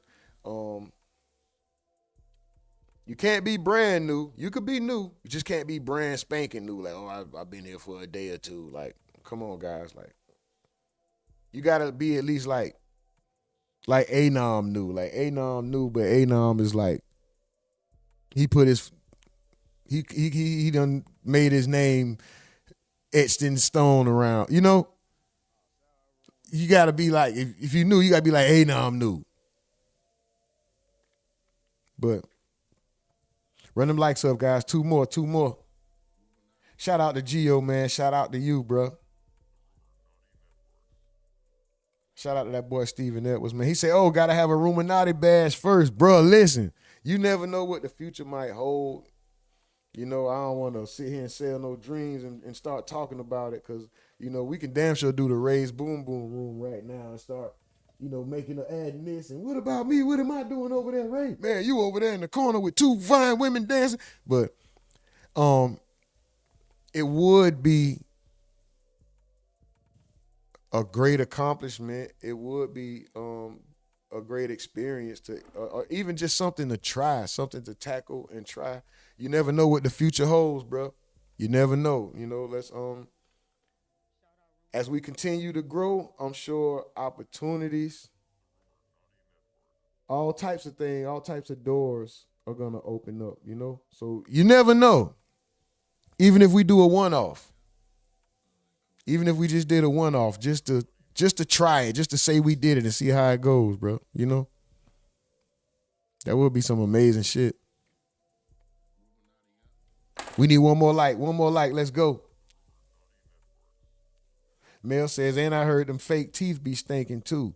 You know what I say about the fake teeth? I'm not mad at them, but I think it's because you have to do them like you do permanent gold teeth. Well, in the South it was golds, but now in H-Town I see people get they got grills. They pop theirs on and off, except Sauce Walka. I think most of them got grills. But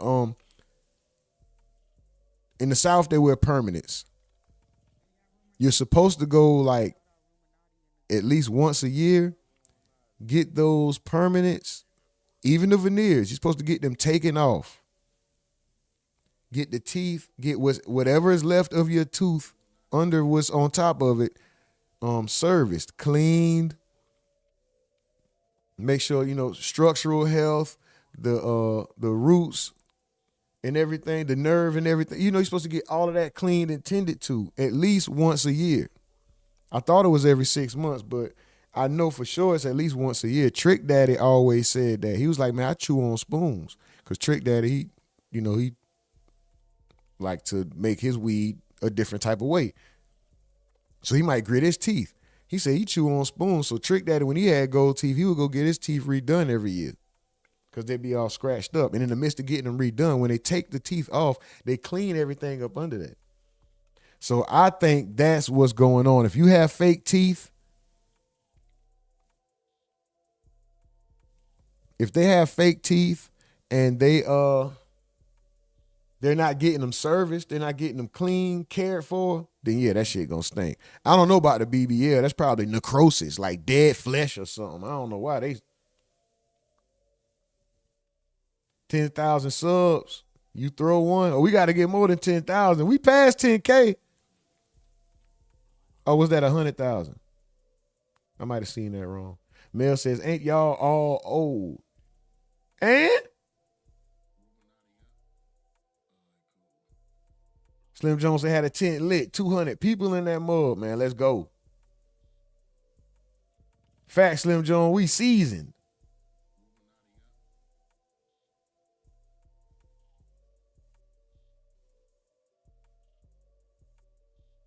Slim says, them permanents destroy your natural teeth. Yeah, they do if you don't, they got to shave your teeth down anyway to put them permanents on, so your natural teeth going to be up out of there. Up out of there. Ain't nothing but a gangster party.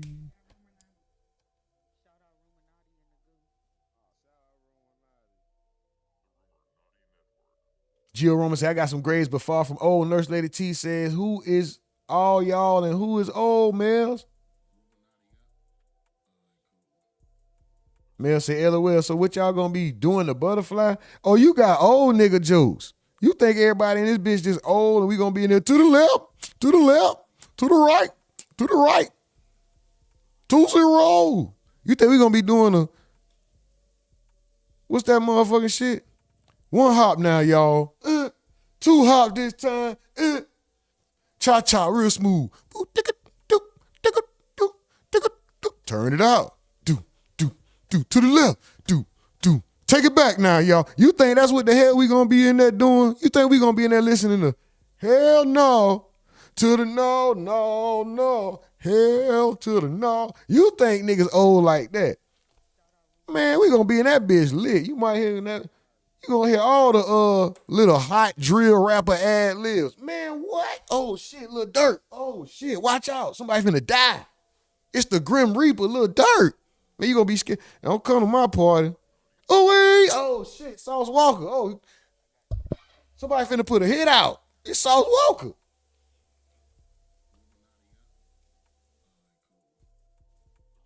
Vaughn. Oh, no. Well, you gonna hear all that little hot, scary shit at my party. And y'all listen to weird. Hold on, you might hear some Outkast. You gonna hear a blend of shit. Let me throw a party. That's why I don't want to DJ, because I'm going to be playing shit I like. Everybody's be like, boo, nigga, we don't hear that shit right now. Turn up. I mean, there's a fine line between love and hate, you see. You can't wait. Like, how you go from that, then you playing Sade and shit, nigga. Like, man, turn up, nigga. Get your boring ass off the aux. Hold on, she might be right. My shit might be fucked. I might play some bullshit. Never mind. She might be a little tad bit right. Now, I'm a lit 80-year-old nigga. What you talking about? Mel says, I am old as hell. LOL, I ain't even gonna lie. Oh, that we all in this bitch. Oh, ain't nobody in here no spring chicken, man. Ain't nobody in here no spring chicken. All right, y'all. We're gonna go ahead and get to this last subject before we get up out of here, man. I'm gonna tell y'all, I'll probably be in Discord and chop it up. You know, that's the open room. Anybody could pop in. We could talk about it, whatever. Just have some fun after the stream. I might be in. I gotta see though, because me and the team gotta have a talk today too. Whenever they got some time and figure this shit out for these mods, man. And then plus I got some travels coming up, so we gotta figure things out, guys. But listen, let's get into this last topic, man. Super duper salute to y'all. Shay, I see you. Hello, roommate gang. I'm working, but I'm here. I haven't been getting notifications. You know they be hating. They be hating on my notifications. That's all. They be hating. Don't even worry about it. You know, all you got to do is check in. Normally we here. If not, we either finna get started or just end it. It's very few days that's going to go by and it's absolutely nothing going on here. Y'all know we going live pretty much daily. We have been doing what? We did 6 days last week. Did we do 6 days or 5? I think I missed Monday. Anyway, I think I missed Monday with on Saturday. But shout out to Shay. What's up with it? Do your thing. Get your money on. All right, y'all. We're going to get this last topic about the way, man. I got to work on my energy. I got to get in a better headspace. Plus, I got business to take care of. I got to pack. I got to deal with some things, man. Shout out to y'all. Thank y'all. Let's see where we are going to start with this Sauce Walker shit. There's so much, but at the same time, not a lot, but yeah. As a matter of fact, let's just go here first with Sean Cotton, then we'll get into all the clips and we'll get into everything else. Let's just go ahead. It's all over the internet. Now she just keeps going and going. Just keeps going. She's airing all type of shit out. Text messages now, screenshots, pictures, all type of stuff, man. This bitter baby mom stuff. Bank account information. That's what really got people talking. She released one of Sauce Walker's bank accounts. Says like something like 16 grand, a few $100, something like that. Trying to call him broke. Fellas, let me tell y'all something, right? Be careful who you get pregnant. And don't get it twisted. Everybody has stories like this not everybody.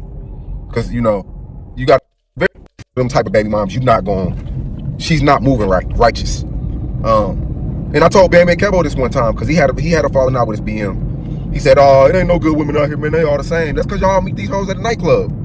I'm not taking no bitch serious that's accessible to any man.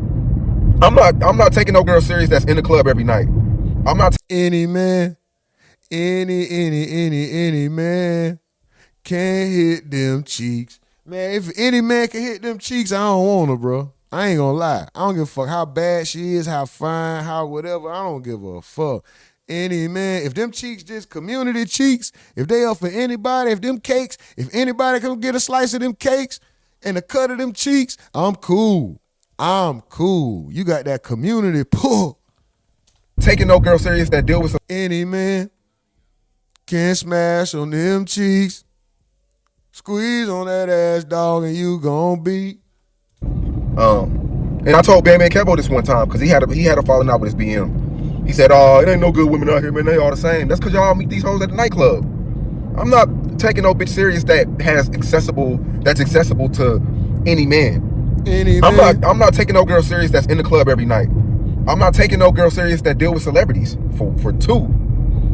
Be very, very mindful of who you nut in, man, because this shit, a female could be your biggest downfall. And I got my cousin with me right here. He's from Philly. Be careful who you nut in. You see what I'm saying? And it is good women out here. Don't let these dudes lie to you. These dudes who say it ain't no good women out here is because they only like one type of woman. Sean Cotton driving in a low. All these celebrities are looking at Sauce Walker's baby mom because she's bringing that negative attention. You gotta watch out who and I know it's tricky. It's tricky. It's tough because you don't know who's who. All these girls are putting up fronts because they want your money. They want your child support. They want the lifestyle. You don't know who. But the girls they'll give you clues. They'll give you clues. You gotta. Women, I'm telling you now, I'm broke. I ain't got shit. As a matter of fact, $, the RUMORNATI NETWORK on Cash App. Listen, women, I am broke. My penis don't even work. Don't even come at me. I don't want no smoke. Listen, I don't got no money. I'm not nice.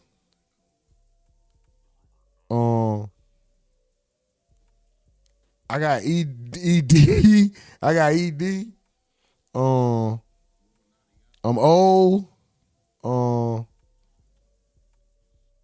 I live in a tent. It ain't nothing over here. Trust me. Wait. Ain't nothing but hard times. Date a girl for months sometimes. The girls are gonna give you clues of who they really are. That's just anybody. Your homeboy gonna give you a clue of who he really is, depending on what y'all go through. So yeah, Sauce Walker baby mom claiming he broke, airing out everything. She been doing this for years. It's been little pockets where she tried to air him out before. I ain't gonna lie, I'm keeping it just like that while I'm broke. So when the money come, I just keep I'm keeping that same spiel. I'm broke, don't nothing work, leave me alone. So I'm saying that now, so that way there ain't no influx of women when the money come all of a sudden. They gonna be, oh, that nigga meat don't work. He old, he bad with money. Yeah, I'm bad with money. Everything bad, yeah. Don't run over here. And now she got everybody riled up. Everybody's clicking on her page. Any women, if you want to get at me, don't hit my DM, hit my Cash App. That's how you get my attention. Hey, bitch, I'm a thot. Give me lit. Gun on my head. Hey, I'm a thought. Get me lit. Hit my cash out. You want to get my attention. Don't motherfucker hit my DM. Hey. Listen, I'm what's all the bad stuff? Name some more bad stuff. I'm all of that. This is not what you think. Trust me, I am not a money grab.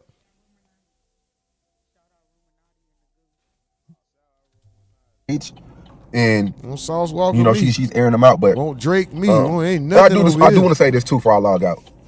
Man, fuck what you gonna say. Let's get to it. Okay, so anyway, Sauce Walker's baby mama had been airing out some of his business, right?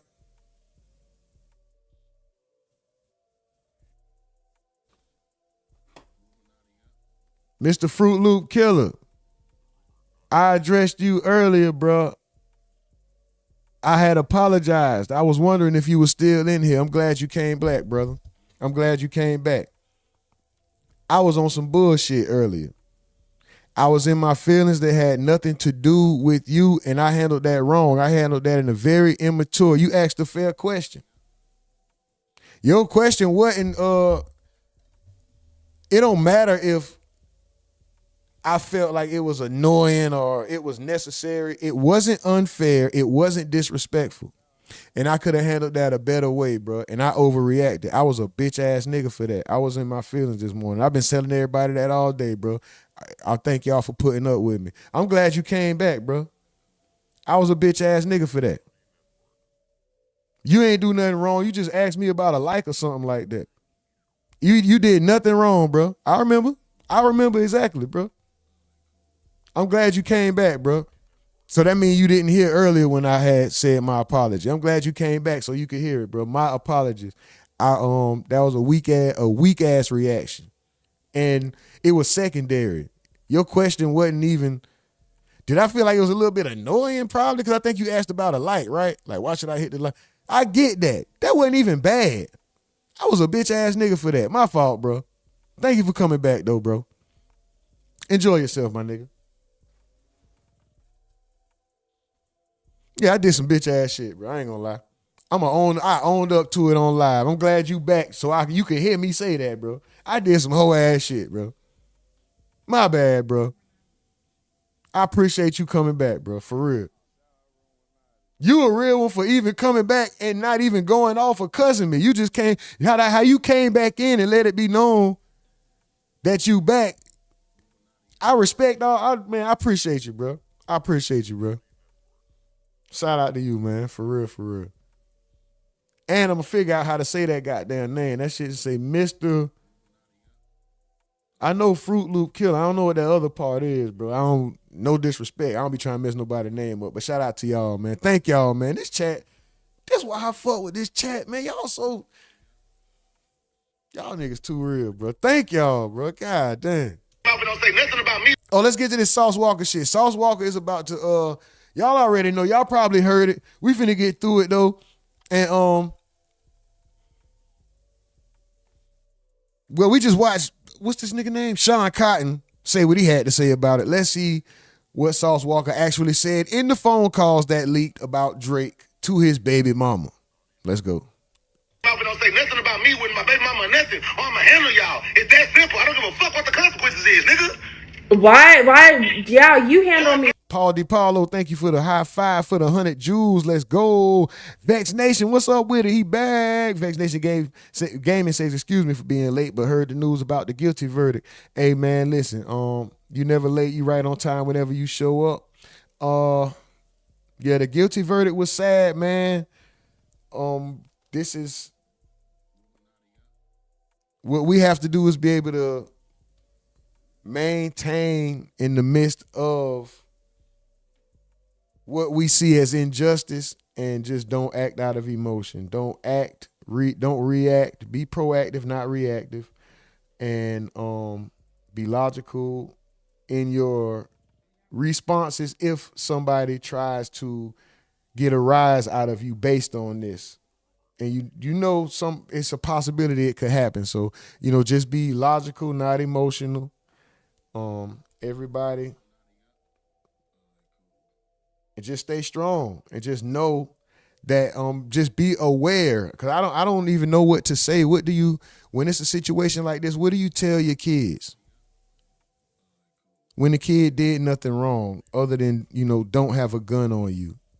But they would have never known he had a gun. Everybody keeps trying to make the gun a deciding factor. We don't have video to know that he really touched that gun or not, or if they even saw a gun and he yelled gun. We don't have video proof or evidence to know that. But what do you teach your kids? What if they make a mistake and go in a store and forget that they don't have funds? Or, you know, it's so many different situations that it could have been, and I'm not gonna sit here and go through all of them, but what do we teach our kid? What am I supposed to tell a kid, bro? What am I supposed to tell my son when I say, what am I, hey, don't look like who you are? You know, don't wear the clothes that you feel comfortable wearing or that make you feel, you know, like, what am I supposed to tell my kid?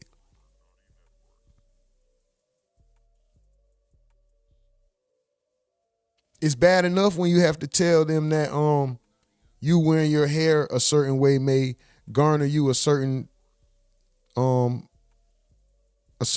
attention from law enforcement. You positioning your body a certain way when you drive, along with that hair, along with, you know, it's bad enough. We already have to explain that. So now what do we say to a child? I don't know what to say. That's why I haven't said anything, because everything I'm going to say is going to be destructive, because at what point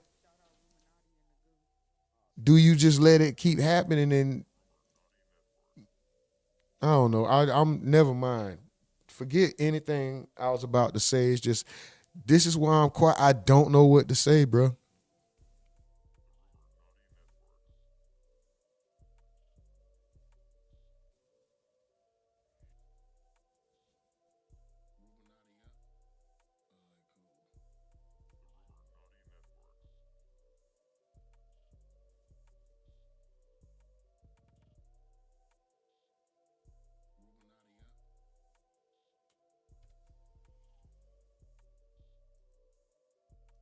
Because that's the part that everybody, you know, everybody's pocket watching everybody. She aired out a lot of shit, but the one thing she aired out that got people talking is the bank account, right? And I do want to say this, right? When you own, and I don't know Sauce Walker's personal business, right? But when you own several companies and you own businesses, like me, I got so many employees and people I have to pay and house cleaners and money. When you're a business owner, the money flows in and out. And I know y'all are gonna say, "Oh, Sean, you're Dick Riding Sauce Walker. How much is he paying you?"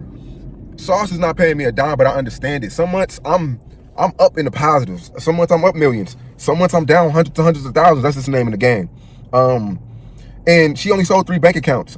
Niggas that have different companies, we have 6, 7, 8, 9 different bank accounts. And that's not to say Sauce Walker is broke or rich, but when you do run different companies and you have a staff, that's just the name of the game. That's just, you know, you got different accounts that she probably don't even got access to. So that's just my take on it. And I don't got a dog in this fight like this. That's their business. I'm just touching on shit that everybody's talking about right now. But yeah, man, be very, very mindful of who you get pregnant, and don't rush this shit. Everybody selling everybody dreams to get to where they want to go. The man selling the woman a dream, the woman selling the man a dream. Remember that. All right, so Sauce Walker ended up making headlines, taking over the headlines the past few days, not for good reason, it seems, or is it good reason? Because when you think you got one up, Drake assumingly had one up by knocking Sauce baby mama, right? But Sauce is basically saying, I sent her. You was a play. Or is that a cover-up since he lives a certain lifestyle or claims to live a certain lifestyle? Is he using that as a cover-up? You know? But let's get into it, guys. Don't say nothing about me with my baby mama or nothing, or I'ma handle y'all. It's that simple. I don't give a fuck what the consequences is, nigga. Why? Yeah, you handle me. You already handle me. Keep y'all energy up. Keep your energy up, guys. Keep your energy up. Stay positive. Don't let none of the negativity fester. All right. I appreciate your modding up, getting rid of the bullshit. We're gonna keep this energy up, y'all. We're gonna have a good rest of the day, you know. Don't say nothing about me with my baby mama or nothing, or I'ma handle y'all. It's that simple. I don't give a fuck what the consequences is, nigga. Why? Yeah, you handle me. You already handle me. So what the fuck does it matter? You already put your hands on me. You already do all that already. So what the fuck does it even matter? I got you jumped by my hoes. I will put my hands on you though, but I didn't. You got jumped by my black hoes. It's shit on video. Yeah, because you had me set up. Are you proud of that? Does that make you feel good? I will get you jumped again. I don't give a fuck. Just like I get Drake smoked. I will get Drake car shot at. Nigga, the fuck? Sauce Walka is a person like me. Some people just have very distinct voices, man. I think everybody does that once you know them and you hear them talk. Some people you can mimic with AI or whatever. Sauce Walka has a very distinct voice, his inflections, all type of shit, the way he speaks. You know it's him. That's him, 1,000%. Why would you say this? This is a moment of anger.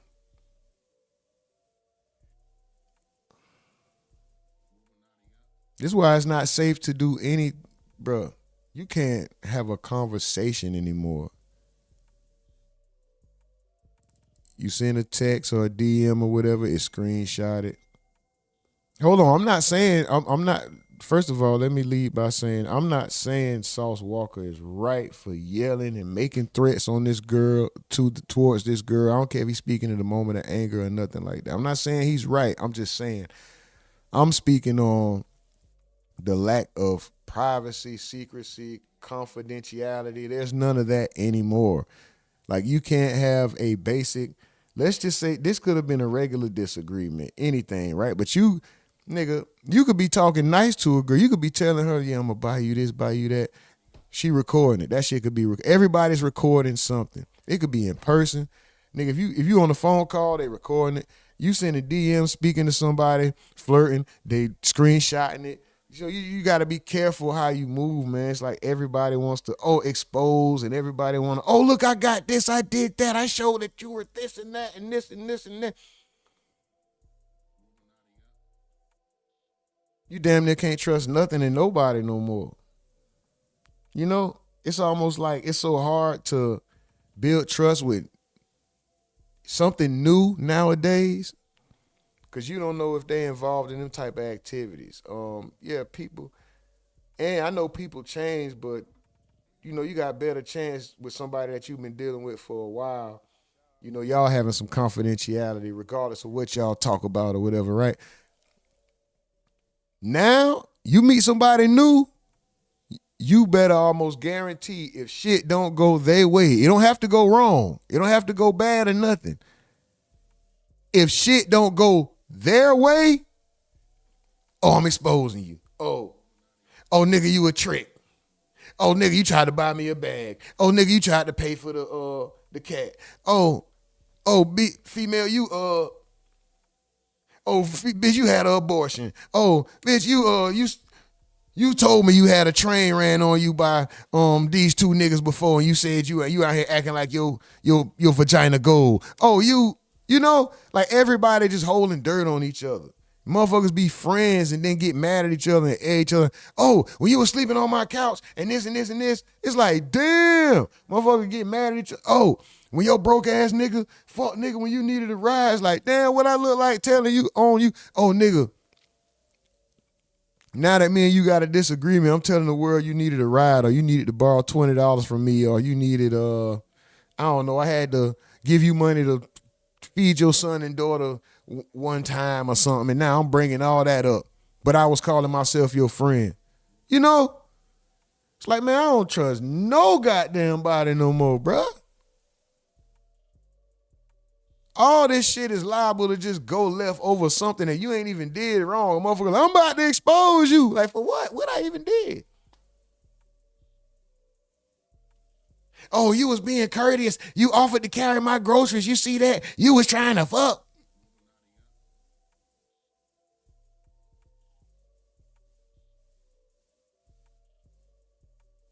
Can't even be nice no more.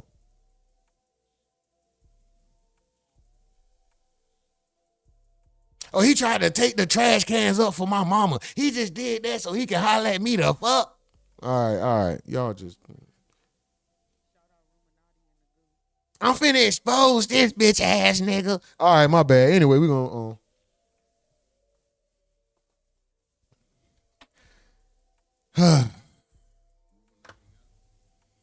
All right, let's finish this shit and get up out of here, y'all. Sauce Walker on this bullshit. I will get Drake car shot at. Nigga, the fuck? Man, you better realize who the fuck I am. I don't give When he said the fuck, that nigga sounded like me a little bit. Like, was that me? a fuck with nobody talking about. Okay, you need to calm down. No, I don't need to do nothing. Yeah, you do. I don't need to do nothing. Somebody's mouth. Ooh, cakes. But I ain't gonna lie. I know that's fake cakes, but I ain't gonna lie.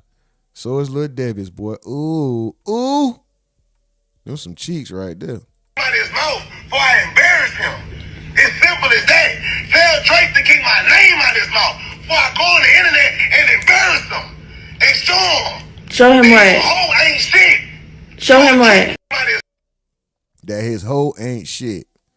What he's talking about, dun, dun, dun, is this type shit right here, right? This is what he's talking about. This right here. Before I embarrass him. Can't be tender if I'm the one sent her. We've been splitting buddy money for years. Next subject. We've been splitting buddy money. So you know what he's saying, right? Let's not even act naive. I don't think I even need to let me just, okay. He claims to be a P.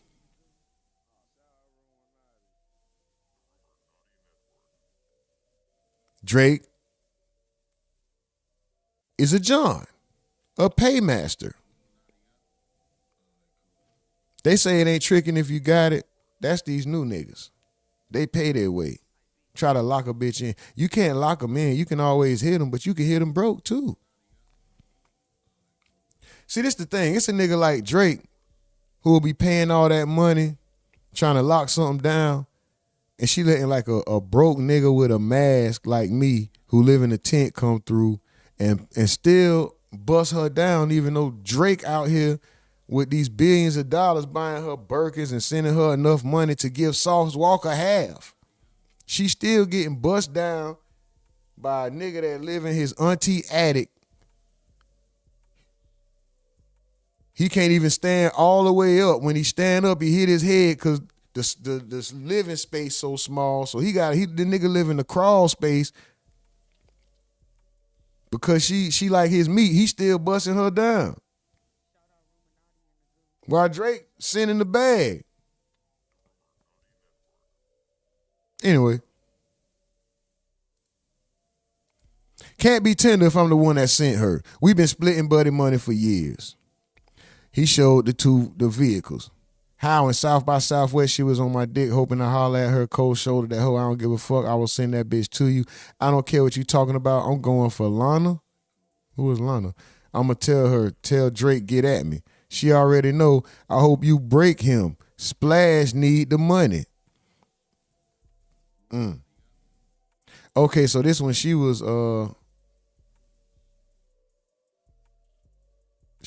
trying to use that, throw that in her face. I mean, she was trying to throw that in his face. He said, you already knowing that you breaking bread, yeah, go on and tell him. I hope you break him. Splash, his son need the money.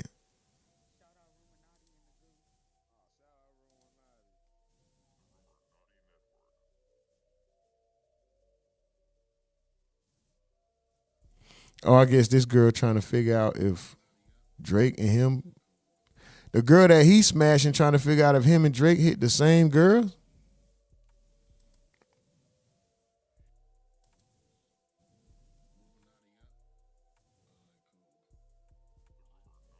Then she said, can't wait to suck the soul out of your body when I get home, and sent this video with that ass sitting up on the table and shit.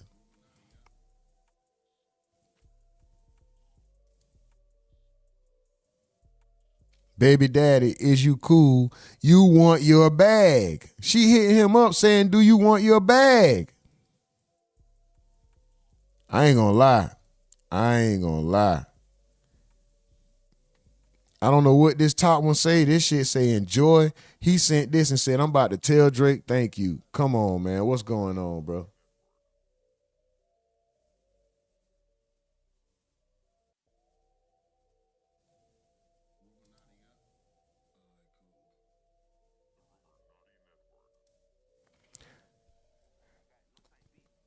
Wow. This nigga go, why is this nigga not locked up? I'm pimping dumbass Kylie just gave me $16K yesterday on guard. Yep. She says I gave you $40K and all you did was drop me off at home after. Never ever got me roses in your life. I gave them both roses on the same day. What's wrong with that? I've given you way more than $16K. He said the F is you stalking for. Oh my God.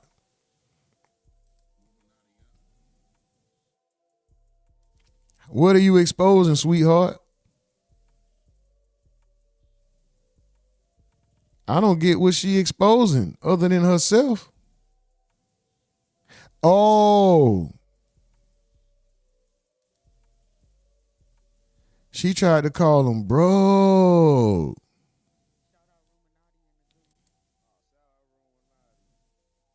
She tried to call that mine, bro. Mine. Hold on. Since so many people are asking about Drake, I'll finally address it. This is her. This is what she put out. Sauce Walker's BM issues a statement to the Shade Room. Okay. Drake and I was involved in 2024. Yes, he did crack. That is not a secret, and it is not something I ever felt the need to hide. What the fuck? This bitch issued a statement that Drake fucked her. This shit crazy, gang. Yo, this bitch issued a statement to Shade Room like it was 10:05 news. Hold on. Like Monica said, I asked myself over again, what am I doing wrong? This motherfucking bitch said I gave you $40K and you dropped me off at home. She just gave this nigga somebody yearly salary. And then he just was like, all right, then, and dropped her off. And she was okay with that. I'm in the wrong field of work. I think I'm doing something wrong.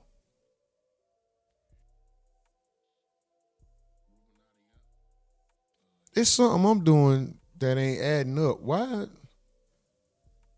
40,000 and he dropped her off.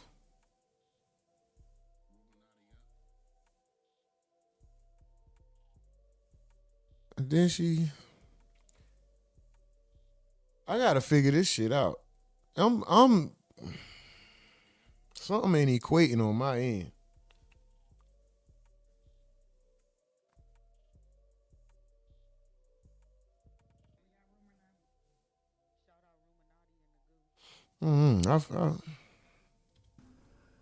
Since so many people are inquiring.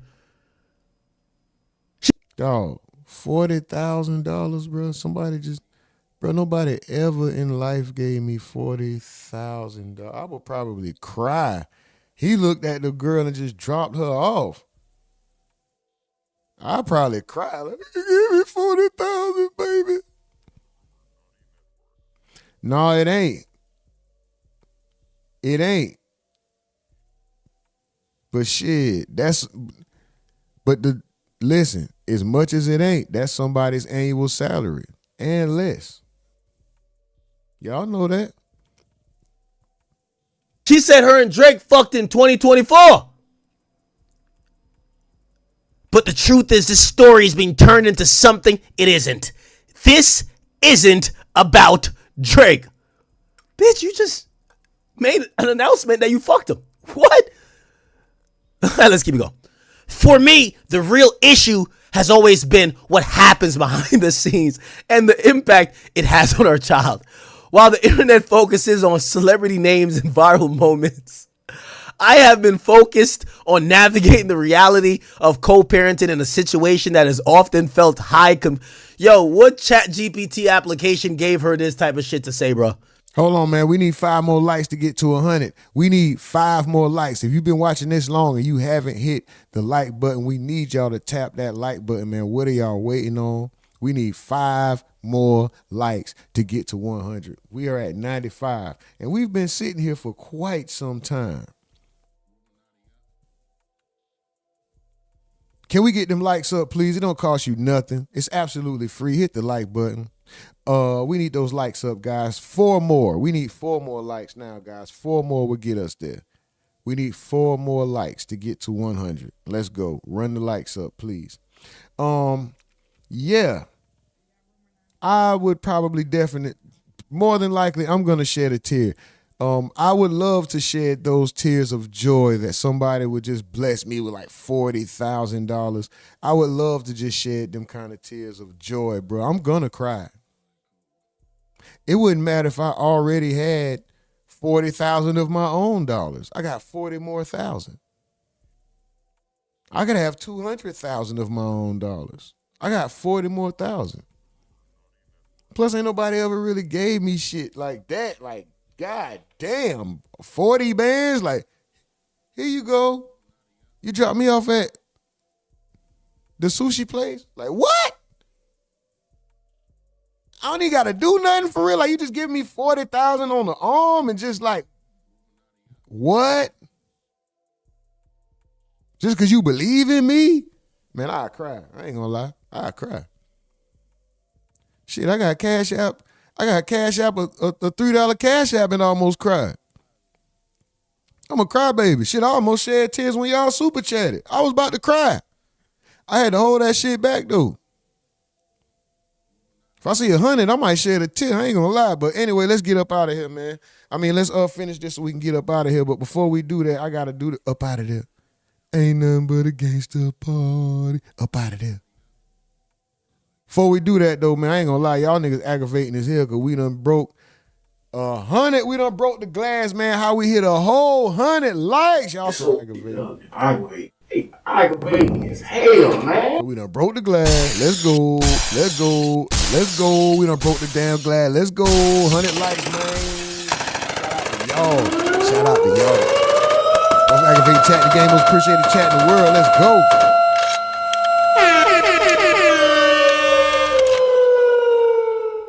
So aggravating as hell, man. Y'all so aggravating, but y'all so appreciate it, man. No content creator is nothing without the support of the people.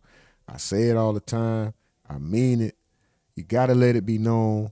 I hope other content creators will follow suit and start putting more respect on y'all because they can't watch their video 1,000 times, 10,000, 100,000, 1 million times. They can't like, they can't keep subscribing. They can't run their own likes up. They can't donate to themselves unless they got ghost accounts. They can't do none of that shit.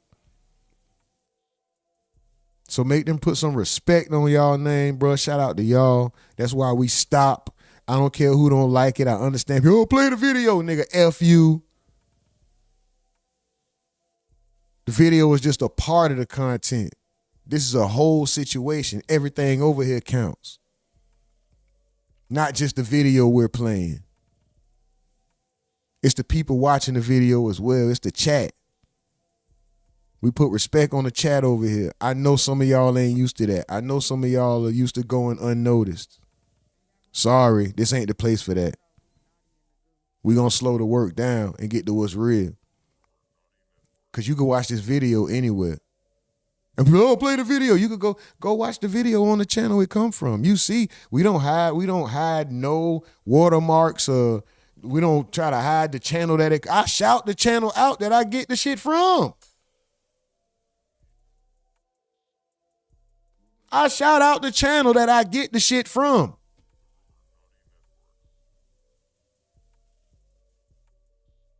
Niggas that will probably never say my name. Niggas who y'all probably know them or don't. Every one of them, I'm giving them credit. If I don't, it's because I forgot. I'm moving fast, but I give every channel credit. They not gonna do that. Anyway, we ain't talking about what they do. Never do. Boom, boom, boom, boom. What they do, what they do, what they do. We don't do what they do, man. We do our own thing. Shout out to y'all, though. We're going to keep this rolling. Is it Google, Gemini? Is it Claude, ChatGPT? What's going on? So navigating out of him. Chat. Bruh, I'm not even... I'm going to finish reading. Let me read this shit for this, and we're going to move on to the clips. For me, the real issue has always been what happens behind the scenes and the impact it has on our child. While the internet focuses on celebrity names and viral moments, I've been focused on navigating the reality of co-parenting in a situation that has often felt high conflict, unhealthy, and emotionally exhausting. Anyone who has had to co-parent through constant tension, hostility, and public drama understands how difficult that can be. The public sees a viral clip. I have lived in the reality behind it. They don't see the stress, pressure, fear, and emotional toll that comes with trying to protect your child and create stability while being pulled back into conflict time and time again. There any more? Okay, those are just the texts that they sent. So obviously this woman is bitter in her feelings or something like that. I don't know what goes on inside their household. I think she said Sauce Walka had put his hands on her, but he said no. It was I don't know. Listen, Sean Cotton's message. I'm gonna second that. I'm not gonna say it in the same manner he said, which is quite raunchy. And yeah, I can, we can get a bit raunchy over here. Be careful who you nut in. Yeah. I just say make better decisions. Be more responsible. Be more responsible. Be mindful of who you're dealing with. Be sexually responsible.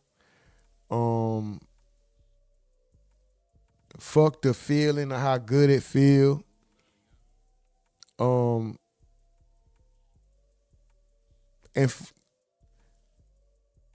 Men and women both. It ain't about the numbers. It's about the quality of the sex. It ain't about the numbers. You can go put numbers up. You can go hit how many you want. You trying to get numbers. That's what get you in them bad situations, man, when you trying to get them numbers under your belt. But it's probably a whole different scenario when you talking about Sauce Walka. I'm talking to the regular guys. And see, this another, hold on, I gotta say this too. It's another thing. This nigga nutting in a whole lot of his product. For a nigga that's supposed to be a pimp, the woman is supposed to be a product, right? This nigga is doing a whole lot of dipping in his own product. That's like a nigga who smoke crack, a nigga who sell crack smoking crack. You can't do that. Why is he impregnating his tricks or his prostitutes? Why is he impregnating his prostitutes? A nigga who smoke weed don't need to sell weed unless you got weed in abundance, I guess. But they always say don't get high off your own supply, right? Why the fuck is Sauce Walka smoking crack? He sell crack, right? Ain't that the equivalent? Why are you nutting in women that you send out to go and fuck and suck other men to get money? Am I missing something here? That's my only question when niggas talk about all this P shit. I'm not a P. Only P I am is paranoid.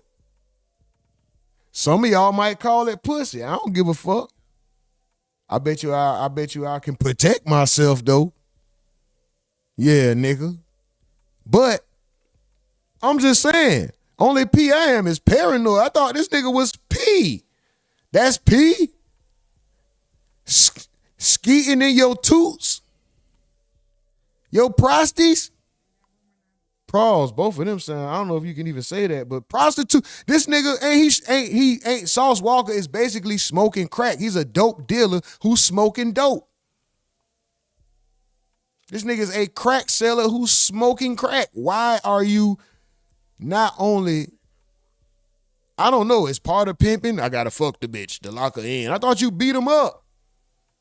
Or you finesse them and give them money. Like you, when I say finesse, I don't mean beat them out their money like the new finesse. I mean, you be smooth and cool and you make them comfortable and then you get, you know, they fall in love with the atmosphere, the protection, how smooth. It's either you a gorilla or you a finesse pimp. I didn't know about the boy. I thought the boyfriend pimping thing was out of there.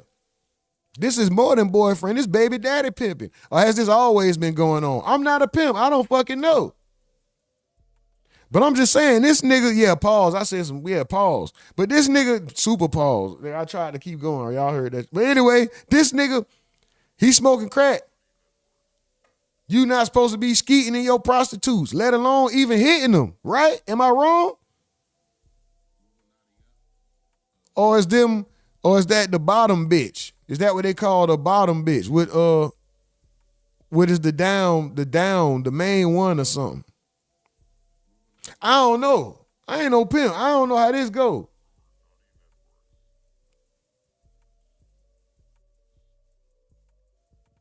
But anyway, that's just part of the back and forth between Sauce Walka and Drake. We're going to watch a couple of interview clips that he speaks on it. One, shout out to Math Hoffa. Sauce Walka explains why he took shots at Drake. Absolutely. Hip-hop in the industry would annoy you. What? But you still indulge. For sure. In the rap, shots at Drake, shots at Young Thug. To be honest, for number one, those situations wasn't said in shots. Those situations were people did shit that provoked me or enticed me to respond. And at the time, I was younger than I am now, and I gave less fucks than I give now. But I still don't give a fuck. But back then, I was even more aggressive and more prideful about what I've done and what I've achieved. So when certain artists, you know what I'm saying, sent they shots at me or, you know, stole my style or stole ideas or tried to recreate and do things that I did first and then throw it in my face and shit like that. Or like, you know what I'm saying? It's just like sports. Like, you know what I'm saying? Another athlete or another painter, another artist, that's why they have lawsuits and. Look at the student looking up to the teacher. I want to be like Sauce. Sauce got his hood on. Let me put mine on too. Come on, Wood Winning. Why Sauce Wood Winning want to put his hood on after you staring at this man? Come on, bro. My style or stole ideas or tried to recreate and do things that I did first and then throw it in my face and shit like that. Or like, you know what I'm saying? As soon as he said nigga try to do something I did first, you gonna put his hood on. It's just like sports. Like, you know what I'm saying? Another athlete or another painter, another artist, that's why they have lawsuits and paperwork in place for this copyright. Y'all funny talking about is that Durk in the back in the red hat. That's why they have lawsuits and paperwork in place for this copywriting and you know what I'm saying, redoing your shit. But there was other too that had nothing to do with music at all, like Lil Small Street. But all that shit, I'm over all that. I could kill this. Ain't nobody ever touch me. Little small shit like what? A nigga boning your baby mama, dropping flagpole in your female friend, nigga, what? Ain't nobody ever touch nobody around me. Ain't nobody ever tried to touch nobody around me. So that's all I care about in real life. You know what I'm saying? But, you know, I've grown up, I'm matured, I made millions and millions of dollars. Back then, I was still making a bunch of money, but I'm a full-fledged entrepreneur, successful. You know what I'm saying? So it's like, I don't care about that no more, but, you know what I'm saying? The reasons why I did it and why I did it, I still stand on it, I still believe in it. You know what I'm saying? I wasn't doing nothing for attention. You know what I'm saying? You know what I'm saying? People, I had a platform and a voice, and I'm not the type of artist to act like shit. I'm too real for the industry sometimes. I'm too real for this shit.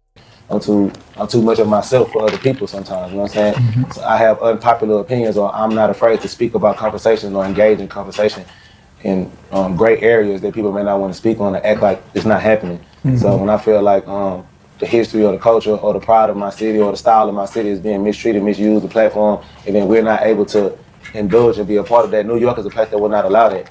You know what I'm saying? New York will never allow nobody to use their style and use their cadence or their beat pattern or anything like that without showing them respect and sharing the opportunity and rapping with them. If anybody ever does a big drill New York record or anything like that re-emulates this, Cooley Ray make a song with Busta Rhymes, beat, she gonna go find Busta. The only time that it doesn't happen is if the artist from New York may not want to work with that other artist, but New York is not gonna allow, the older generation is not gonna allow people from other places to take some New York shit. I don't give a fuck if it's I don't give a fuck if it's Scar Lip, whatever new thing she got going on. If that's New York, that's ours. If that's East Coast, that's ours. We're gonna all say we outside. We're gonna all say sturdy. Even if we way older and we don't dance and we not gonna jump and do all the shit the kids do what they need, we still respect the sturdy movement. So now when I see my other friend, we in our 30s and our 40s, you just did some cool fly shit, you bought a nice car, I'm gonna say, man, this shit's sturdy. Just out of respect and homage and community and pride of where you from. You know what I'm saying? And I get bothered as a gatekeeper or a historian or a person that added on to story and culture in my city if I feel like that's being stolen from or mistreated and not protected and represented. So that was a part of it, and people personally having situations with me. But again, I can see exactly where he's coming from when he's talking about the paying homage part, the taking the style and running with it. Everybody knows Drake got influence from Houston. Sauce Walka was upset because Drake never really reached back and worked with no Houston artists or no up and comings. I can understand that as well, right? He just basically saying you come in here and eating off the land, you know, you farming. A farmer plant. A farmer don't just take. A farmer come and plant too. You know, plant something. Show some love. Give back. You know, give back to the land. Put some seeds back in the land. Let something else blossom. You just coming and taking. I moved past all that shit. I'm successful. Like I said, it ain't about. Lil Yerk is funny as fuck. Beef don't get you money or make you rich, and so I don't care about that. It was about. I get all that, but the personal part is the females. Drake was probably hitting it. Hold on though, Sauce is making this singer. So okay, you had the bitch at the time. She go by that. Anyway, you had her at the time. Drake had her. You had her at the time. She was involved with Drake. She was yours. You saying you sent her, and she trying to throw. What, and Drake trying to use that. This is where, as much as Sauce sound like a simp, I kind of got a side. Listen, when you first hear the video or the audio, you taking it like he's some hating shit, like, oh, Drake bigger than me, or Sauce is he's really speaking from a place in his heart when he's saying, I don't see Drake. He's saying like, nothing's ever happened when it comes to any altercation. We done been face to face and talked about it. The bitches that you bragging on, I sent to you. I'm spending your bread. Like, you don't got no bitches up under me. I got bitches up under you. Your weakness, women. I can really get something done. You come to my city. I never come to your city looking for nothing. I'll get something done to you. I know it was an angry and a foolish moment and something he shouldn't have said. And at the time he said it, it sounded like a hater. It's like, boy, this a hater. Like, it sounded like some measly small hating shit, like some. But and you thought it was because he was bitter over the baby mama. No, it don't seem to me right now. It don't seem like that. It seemed like it may be some hate for the level of success, or it may just truly be like. First of all, you gotta attack. You're always gonna attack what's bigger than you when it's getting more attention. So we can label it hate or whatever. But is Sauce Walka justified when he speaks on because it started with all the H-Town shit? Is Sauce Walka justified with his contention with Drake for what he sees as disrespect or leeching off of H-Town? And then is he also not a simp because he set the pawn up under Drake? If she going and giving, you want to come get your bag, we don't know if those came but right after the Drake situation, but if she's saying stuff like that, if a girl telling you, I gave you $40K and got out the car, you took me home, I done gave you money on numerous occasions, I done gave you way more than $16K, I done gave you this, you think she won't also give a drop or a location? You don't think she'll give a drop or a low? Yesterday I was saying, man, Sauce a hater, Sauce corny. I can't believe this. I was appalled. I was like, oh my God, Sauce, the great Sauce Walka, the P-Ooey, the kid that did, man, what happened? The kid that did wrong, you did bad. Like I was all against it. Now, I don't know. After this new information, I'm kind of looking, I can still say it's some sort of hate for Drake being at the top, right? But I don't know. It's just not as bad. It's like a punch, but the knot ain't as big as I thought it was. It ain't a Ray J knot. It's just a small little lump. You can't see it unless I turn a certain way in the light. That's all. It's still a lump. It's still like, pow, shit, damn, Sauce, what the fuck? Why, bro? But it ain't as bad as as it looked in the beginning. Especially with him, like, you sending her and she breaking that shit off. This nigga saying, tell Drake I said thank you for cars that he flossing now. Like new cars that he just, listen. Protected and represented. It don't look that bad now. People personally having gatekeeper or a historian or a person that added on to story and culture in my city, if I feel like that's being stolen from or mistreated and not protected and represented. So that was a part of it, and people personally having situations with me. But again, I moved past all that shit. I'm successful. Like I said, it ain't about beef. Beef don't get you money or make you rich. And so I don't care about that. It was about money or not. I'm gonna voice my opinion. Money or not, I'm gonna stand on my respect. Money or not, I'm not gonna be played with. You wanna play, I'm gonna play. We gonna play until somebody gets tired of playing. You know what I'm saying? That is what it is. But what did you feel like was taken from you? From me? Yeah. I said the sauce shit, the style, the sauce, the cadence, the baby mama, the type of beat, like just my whole rap style thing. The baby mama, the dances, the shit. The bitch. I would do like, okay, the dancing shit is big back then. People tried to make it like belittle having a rap style and then having a signature move or dance that goes with that rap style. Right. But over the last 10 years, you've seen it's becoming a signature combination, damn near, like a signature ad lib. At first, you have to have a signature ad lib. Rick Ross got Jeezy got you know what I'm saying? New York got growl. I had to come with ooh-wee, whatever everybody's signature. That used to be something that if you a certain level of rapper with a certain level of diversity, you stand out from. You gonna have something that. Yes. All right then. Right. I don't talk like none of y'all. I got a country accent, but when I say that, you know who that is. Right. That used to be the thing. Now it's about you might have to have a signature emoji or a dance move or you know what I'm saying, just something that represents where you from and what's going on over there. And some people make dances that got to do with street shit and deaths and all the beef or whatever. Some people make dances that's just fun and cool and nice looking. It's attractive. So I brought a lot of shit to the industry, ways of moving, you know what I'm saying, talking, drip, spill, splash. High five, key chain.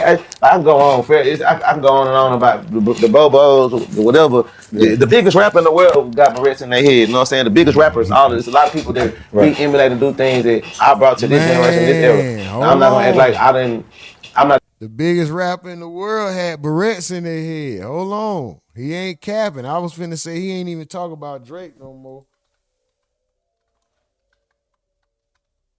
How you spell barrettes?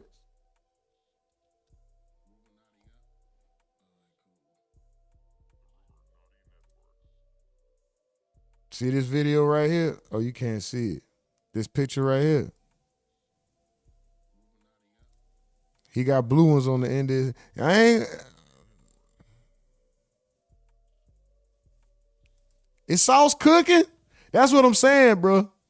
The same person that's got inspiration and shit like that from other people that did shit too. It's just a problem to me when a person don't want to admit that. I'm not a person that's gonna say, Snoop Dogg ain't the first rapper that probably had barrettes in his head. Or what's my nigga name? Mac 10 Blood from California. When they was doing their long hair thing, they probably is the first people that had barrettes in their head that was rapping. And people look over it because that's California style. But me being from where I'm from, you can't have no barrettes in your head and all that type of shit and be doing that unless you some pimping or some live shit that people from the streets are gonna understand why you doing it. Right. You feel me? So I made shit acceptable in my state and in my region and in the South that wasn't coming. But I also still re-innovated like just styles from Houston. Houston biggest braids and fades. Like we grew up on there, like dreadlocks not a big thing, and I see it's not a part of our culture. Like you know what I'm saying? None of our greats do certain shit or dress a certain type of way. Or we permanent diamond teeth. My diamond teeth permanent. His diamond teeth permanent. You know what I'm saying? Like this shit is a part of our culture. So it's like I had to still represent that, but bring something that's new to it. This shit is just me, and I did that in a lot of ways. And a lot of people don't want to give me the credit for doing that. You know what I'm saying? I've done, and it's not just with the image, it's with everything that has to do with hip hop that makes people care about. Lyricism, rapping on certain type of beats, certain type of style cadences that didn't exist, that wasn't there before, styles and formats, clothes, jewelry, you know what I'm saying? Just doing shit that hadn't been done before. Diamond, water chain, diamond lighter, leashes for your lighter, hanging off your pants, diamond flag, diamond in your face, diamond $250,000 diamond in my face. Yeah. Copied that. I've done a lot of shit that's been copied, but instead of being He ain't lying, but Sauce, give your credit to Jim Jones too, though. We see the Jim Jones influence.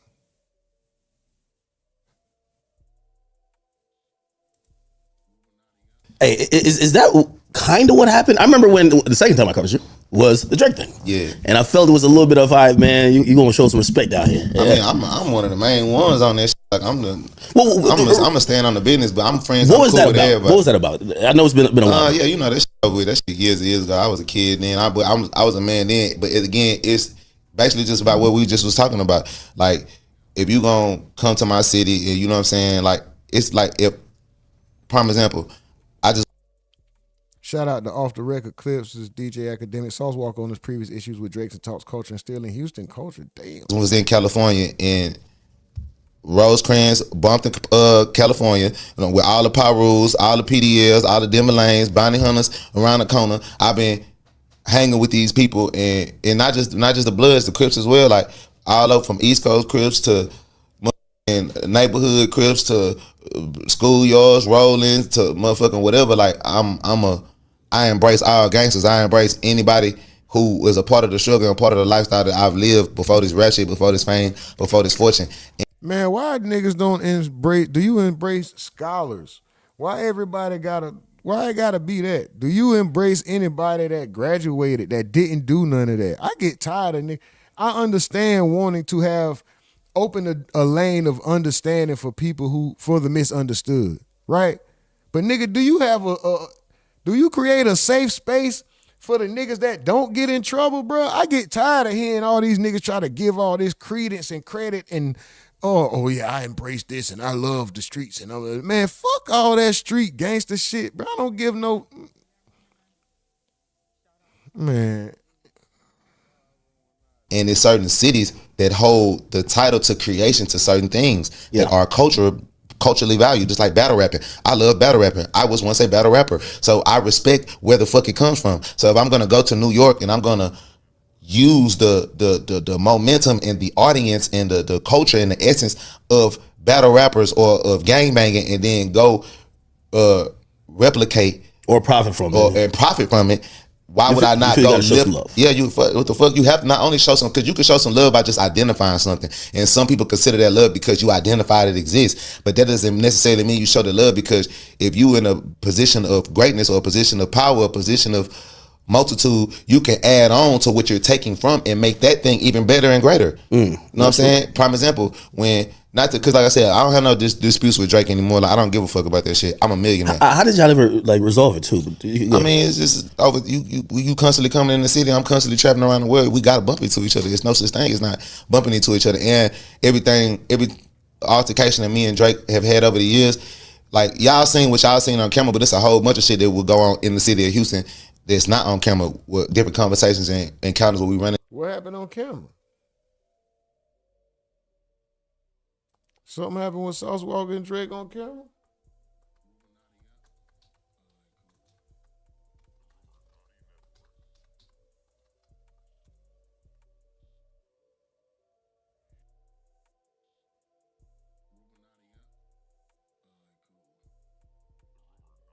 Supposedly, and I don't know if this is known, but Sauce knows this. Drake is having dinner with some girl in Houston alone, which that was the shocking part to me. But whatever, alone. Sauce Walka pulls up and tries to address Drake about the fact that, you know, whatever their issues is, Drake stands, you know, he stands 10 toes down, but that kind of soured the relationship between them. And apparently, you hear Sauce Walka say it, it's been many times they've ran into each other within Houston, supposedly. And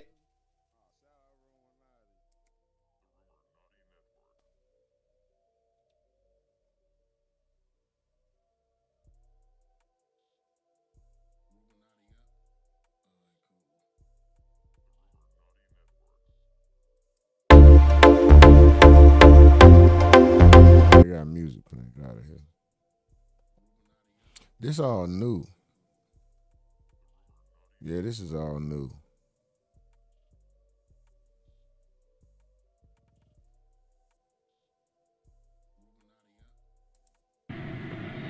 Drake got the pass because Drake was founded by Jazz Prince. I was staying at the hotel on Westheimer. Jazz Prince called me and say, hey man, Drake got the pass because Drake was founded by Jazz Prince.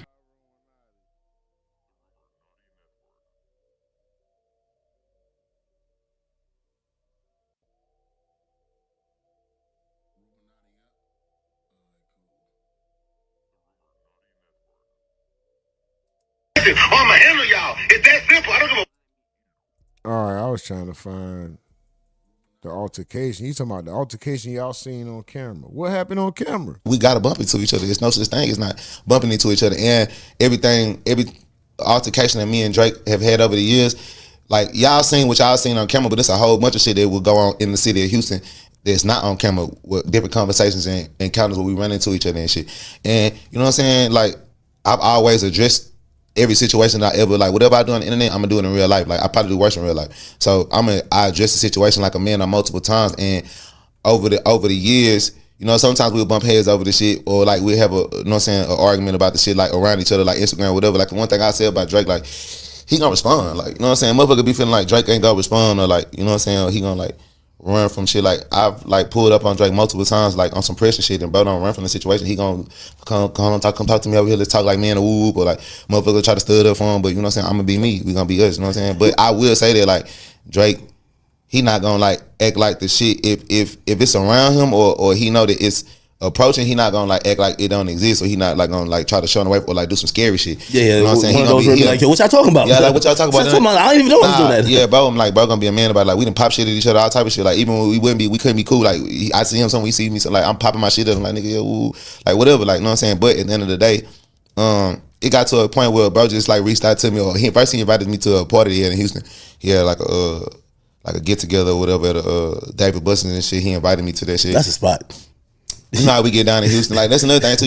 It ain't that many places in the world you can go to. No, he like them buses everywhere. Nigga invite me to them buses in Times Square. I understand that. But I think that's just like one play. Like that's that whole setup of how that vibe is though. You probably got that from Houston. I'm telling you this. That's some player shit. Dave and Buster's. We do that in a lot of spots. We do that in a lot of spots. Bowling alley, race car place, Top Golf. Like Houston is a place where it's gonna be some rich player from the city gonna come to this place with 30,000, 50,000, 20,000, whatever y'all want.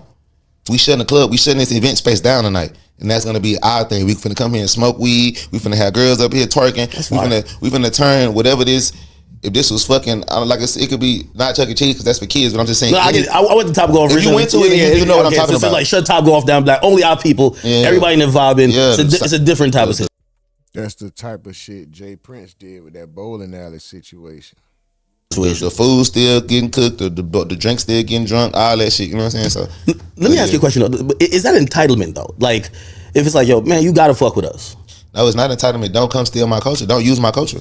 Okay, that makes sense. It's Lil Baby. Like whoever rapper, like that's why motherfucker go. See, the problem is that people try to only utilize working with artists that have powerful cultures or immense influences from their cultures when that artist is on the same level as them. Or you see like, okay, me doing this song with you gonna help my career a little bit too, or not even a little bit, just as much or more in my, because I might be a multi-platinum artist already, right? But I haven't had a platinum record in 3 seasons, like basketball. I won a championship 3 years ago, but the last 3 years I ain't won a championship. I've been a platinum selling artist for the last 3-4 years, but these 2 years I've been going gold. My streams have been doing well, but I'm not necessarily making Billboard charting shit, or I'm not getting awards from this shit. But here it is, this new nigga come from overseas. His name, I don't even know the little nigga name, the little white boy. CC. All I know is CC. I don't know the nigga name, white boy. He Doja Cat. Okay, now all the niggas, now it's a line of niggas that's in America that been going to London. Y'all been going to England. It's been the black niggas over there that been rapping. The nigga that rap like Jay-Z, the other nigga, I don't know them niggas' name, but it's a bunch of It's been 30 of these niggas for the last 5 years. Why y'all never went and rapped with them? Yeah. Why nobody? Because you at those particular points of time, I'm already going to London doing fashion week. Hold on. Is it random though? It's not random, nigga. That's calculated. So that's calculated. When I come to anybody, bro, that's what are you talking about, bro? You don't really calculatedly influence or like infiltrate culture? Like maybe you said, do people do that calculatedly? Yeah, because maybe when you go to a girl to want to have sex with her, you didn't know that she was trying to get the pussy. I mean, yeah, but like when you walk into the mall, you didn't know that you wanted some clothes. Just because when you get into the mall, I agree, but I'm playing devil's advocate on you. All right, so bet. So I'm a hot artist. You know how the game is played. A lot of people are fake. So a nigga gonna be like, yo, I'm hot. I fuck with hot artists. Whoever drops out of that, well, then you gotta get back in the hot crowd for us to fuck with you. That's not me targeting culture. You might look at it that way. It's a difference between appropriation and appreciation. You can go work with an artist from anywhere in the world. You can go work with an African artist. Don't make an African song with them. Put the African artist on your type of song and let them be the African artist that they are. Let them sing and let them do the look at your face. Look how your face changed. I know you don't like that. I know you a little player. I'm a bad nigga. I know it. No. Because these are the facts. Because that's true. These are the facts, bro. If I did not give a hear Burna Boy just rapping. Thank you. I'm not. But just nobody's gonna go get him for my thing. This is my thing. You man in the yard man? Man in the yard. Yeah. No Bati boy. No, red team this. Yes, I get it. Kingston team. Okay then. So guess what? If I'm going to go make a song of Rastafarian fucking essence, Rastafarian beats, and all the Rastafarian shit, and I'm gonna go to Jamaica, take pictures with the people because not even obvious, typical. Any place in the world, if you take somebody who is considered a phenomenal feature, meaning that this person is taller than the average person, this person is more physically fit than the average person, and I go to a place that's considered remote or rural or less fortunate, and you come with a camera, I don't even have to know that you're a celebrity. If you come and you look abnormally different than what I'm used to, 6ix9ine come up here with colors in his hair. Woo, I may not even had to know that he was a celebrity. I just see he's moving like a celebrity. He has security, his cameras on him, and he looks weird and different.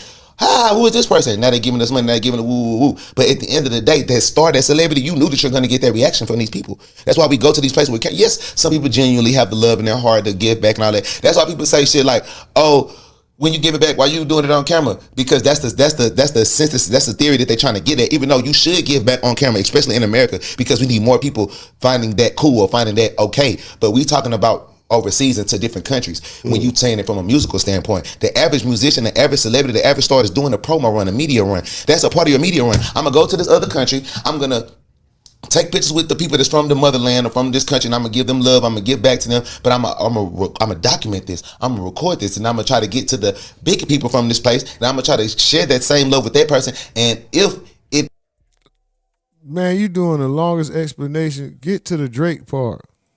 And then the people that's from that country that live in my country are gonna feel sentimental value in me. So you don't think it's reciprocal? All right, well, I do have a great counter to what you got going. What you even said. All right, bet. Sometimes, like for example, even again, I was born in Jamaica, right?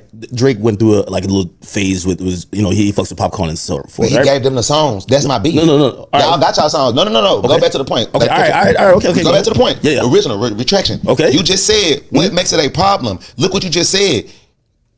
And this is not just for Drake. Like I'm not trying to make this a Drake conversation for the viewers. Like I could give a fuck. I'm a multi-millionaire. We talking about culture. I don't give a fuck to talk about anybody. We can use an example. Yeah. But let's just for the powers that be and the point that we speaking of, you just answered your own question before you can even get into it. How can a community of Jamaica and the people all over the different corners and grass fields in Jamaica be fucked up about Drake coming and using our culture if our kings and our people that we love, that we see every day, that we go to the clubs with every day, got to make that memorable moment and that memorable music with him that not only lifts up Drake as an artist, not only makes our people of Jamaica love Drake, but it makes the artist and the star and the person that stays here with us, Popcorn.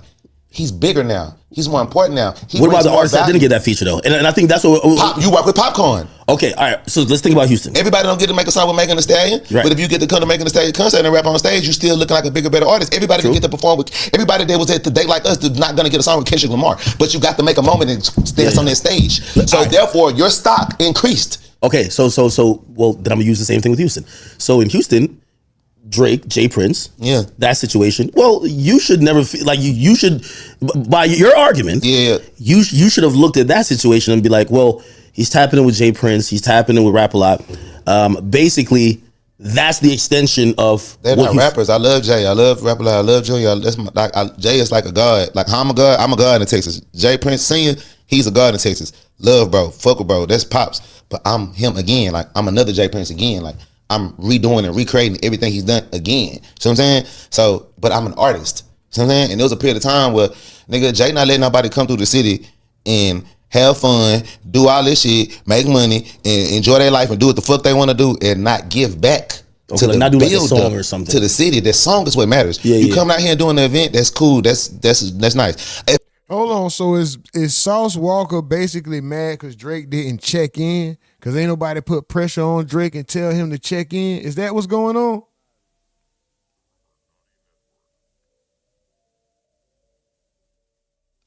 After that long drawn out explanation, I get what he's saying. But if he's tied literally, right, to somebody who you consider a guy, he don't have to do nothing else because who he tied to. You can't make him do that, right?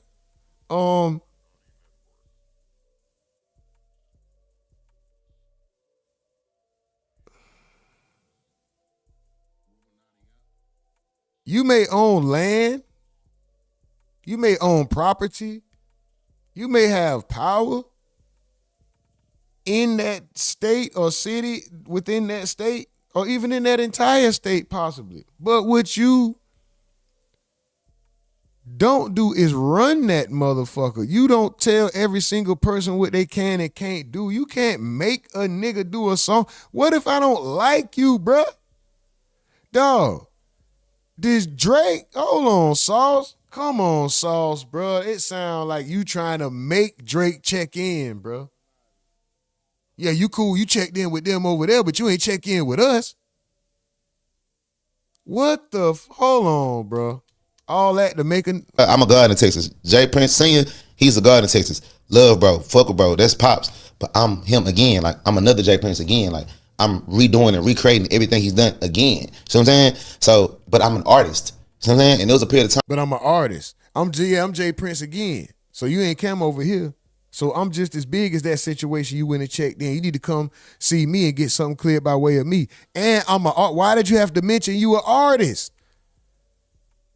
So Drake could throw events, he could shout out names, him changing them girls' lives in your city ain't enough? It's like, nigga, why I gotta do that shit for a rapper? Why do Drake have to do that for a rapper? He did it for 10 women there. He changed women's life financially. They never have to shake ass again. Nigga, they became entrepreneurs, all kind of shit. What the fuck? Nigga, didn't he looked out? He helped boost the economy in Houston, it sounds like.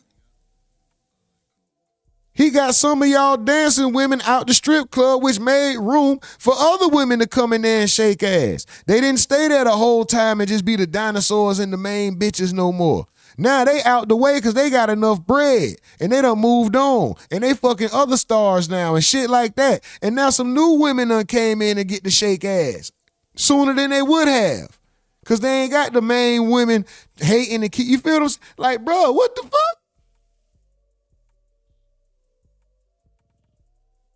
Just because I didn't help who you choose for me to help make 100,000, nigga, I still put on for your city, in your city. What are you talking about? I always shout it out. I'm tied in with the kings of this bitch, or one of the kings. We ain't gonna say nobody run nothing, but I'm tied in with one of the kings around this bitch who got obvious pull, legal and all. We seen that, right? We seen that. We don't need to. Nigga son get caught with a gun inside the precinct. He's still walking around free. it's 5 to 10 women who would have been out here struggling to shake that ass every night, who got to shake that ass for 10 years, 10 more years to get what they would have got, what they got now. They would have had to shake their ass 10 more years. So not only did I get them out of that situation and upgraded their life, I made room for other women to come in and shake their ass and get the money that they was going. You feel what I'm saying? Like, nigga, Drake helped the Houston economy. Why I gotta check in with you? Why do I have to look out the way that you expect me to look out? How come it's only help? How come the help is only respected when I do it in the manner in which you feel it should be done? You might think I should buy you a new car. I might know a mechanic that can fix the alternator, put a new catalytic converter, buy you some new wheels, and then send you about your way. Get a paint job, get the AC fixed, and send you about your way. But you might be mad because I didn't get you the new car that you had been looking at and banking on and saying, oh, I know he gonna get me this. He got all that money. I know he gonna get me this. No, I'm gonna get that car you been had up the par and let you keep rolling. Why do I have to look out the way that you feel like I need to look out? Because I ain't do a song with you? Because I ain't put money in the pockets of people in your circle? I'm a God too. I'm a mini J Prince. I'm J Prince him. I'm another version of J Prince, but I rap though. I'm an artist as well. So what you wanted, a song, nigga?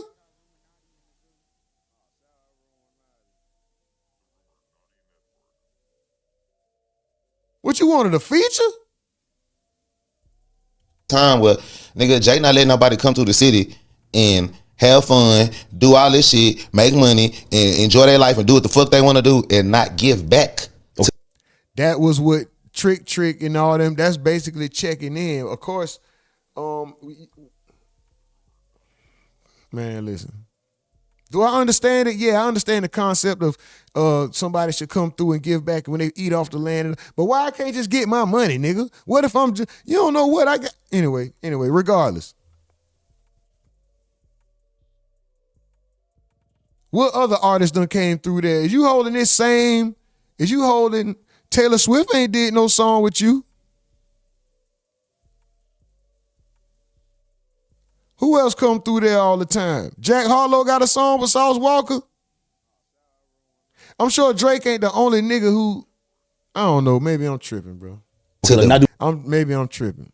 I'm just saying, why we got to put so much pressure on another build song or something to the city. That song is what matters. You come out here and doing the event, that's cool. That's nice. And fuck it being me, it don't have to be me. Do a song with any artist from the city and state of Houston, Texas. Why I gotta be a song? Why I gotta do a song? Why I can't throw money?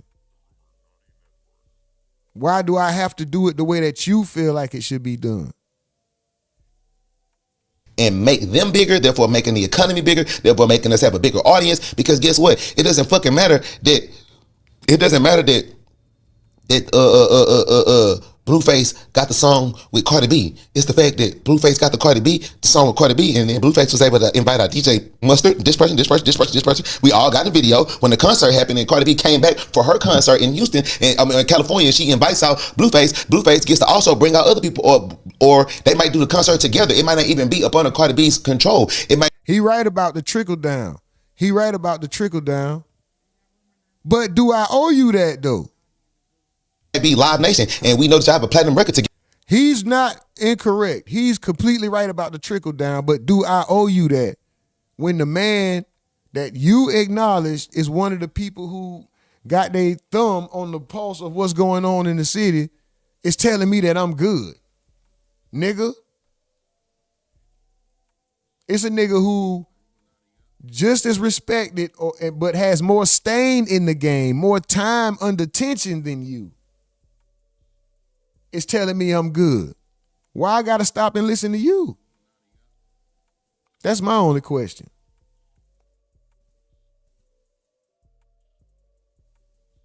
But, man, anyway, y'all want to see the rest of that? That's off the records clip. Sauce Walka on his previous issues with Drake and talks culture instilling Houston culture. This was a year ago.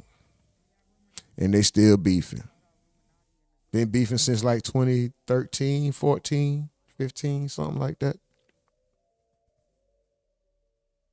But it's that time, man. We got to wrap this up. I actually ran over by 30 minutes.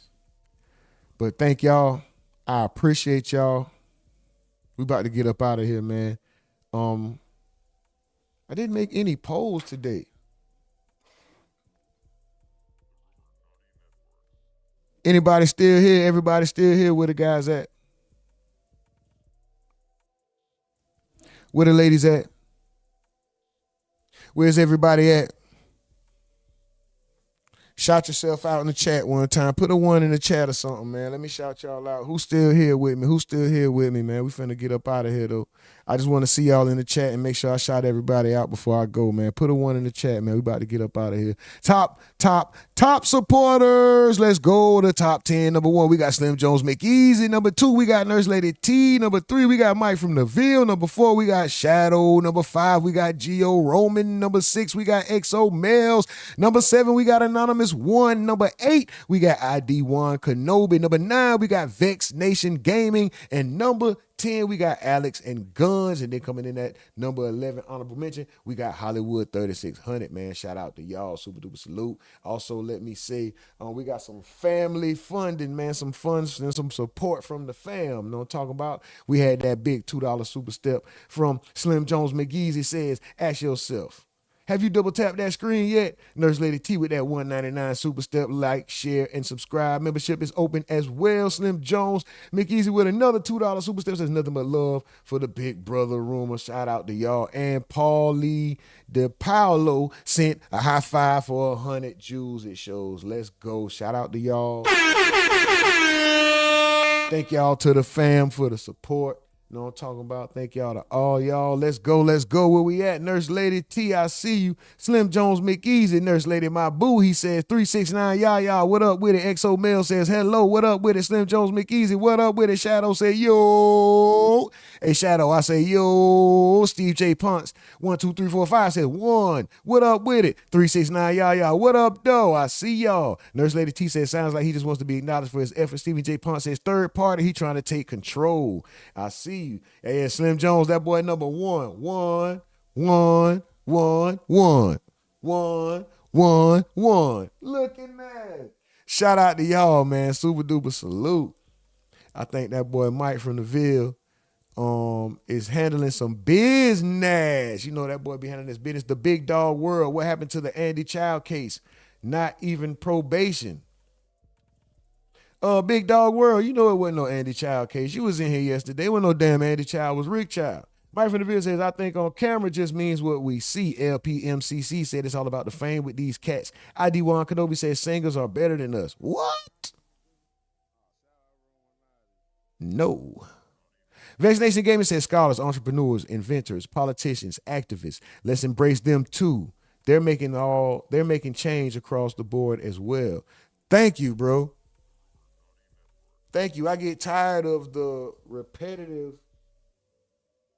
over and over. Just, the streets. Oh, the gangsters. Oh, I embrace the real niggas. Da-da-da. You don't embrace scholars. You don't embrace architects. You don't embrace investors. You don't embrace firemen. You know, the service members, armed forces. You don't embrace accountants, entrepreneurs. You know, why does everybody have to have that other thing attached to them? Can you and the ones you do embrace, they have that other thing attached. Do you embrace the ones that don't have that never risked jeopardizing their freedom or putting their family's life at risk? Or, you know, because everybody who comes from those circumstances weren't born into it. Let's just be honest.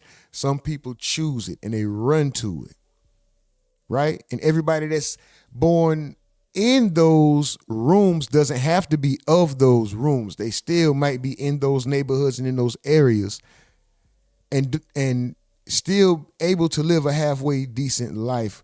I mean, as far as when it comes to confrontation and stuff like that, right? You very minimal, but you choose to hang around crowds that you may deem cooler or more popular, and that gets you in situations for whatever reason. It's what you run to, you attracting that, or you magnetized by that, you know?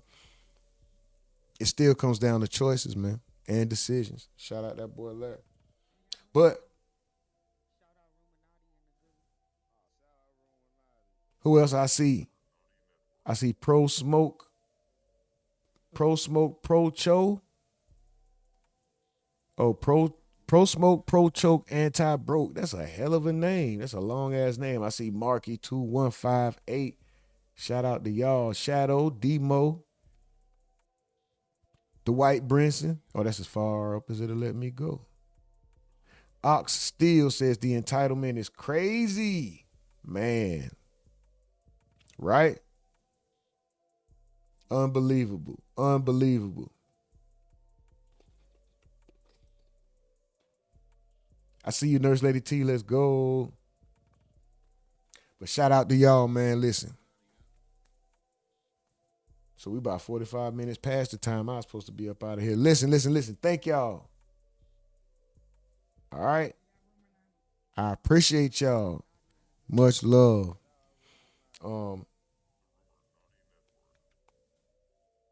Stay dignified. Handle things with class. Stay logical. Remain civil. Don't move off your emotions, guys.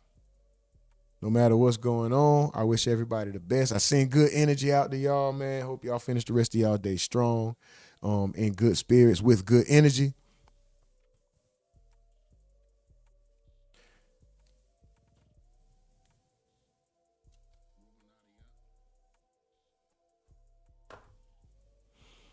All right, y'all.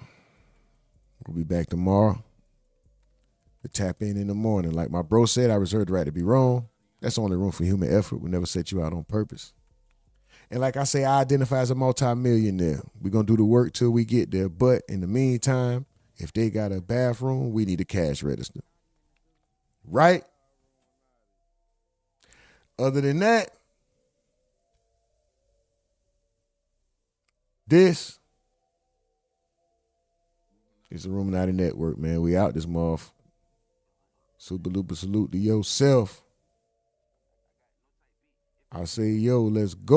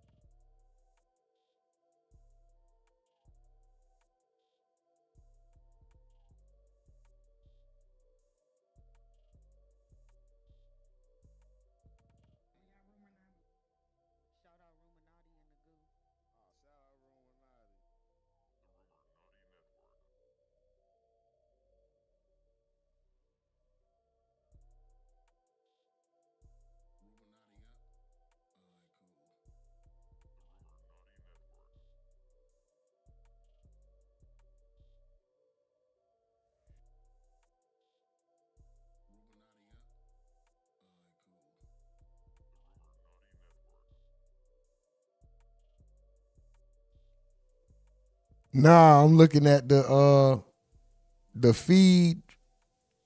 The feed from the vertical is still behind, so I was waiting for it to catch up. You funny as shit, and they say he forgot to shut it down.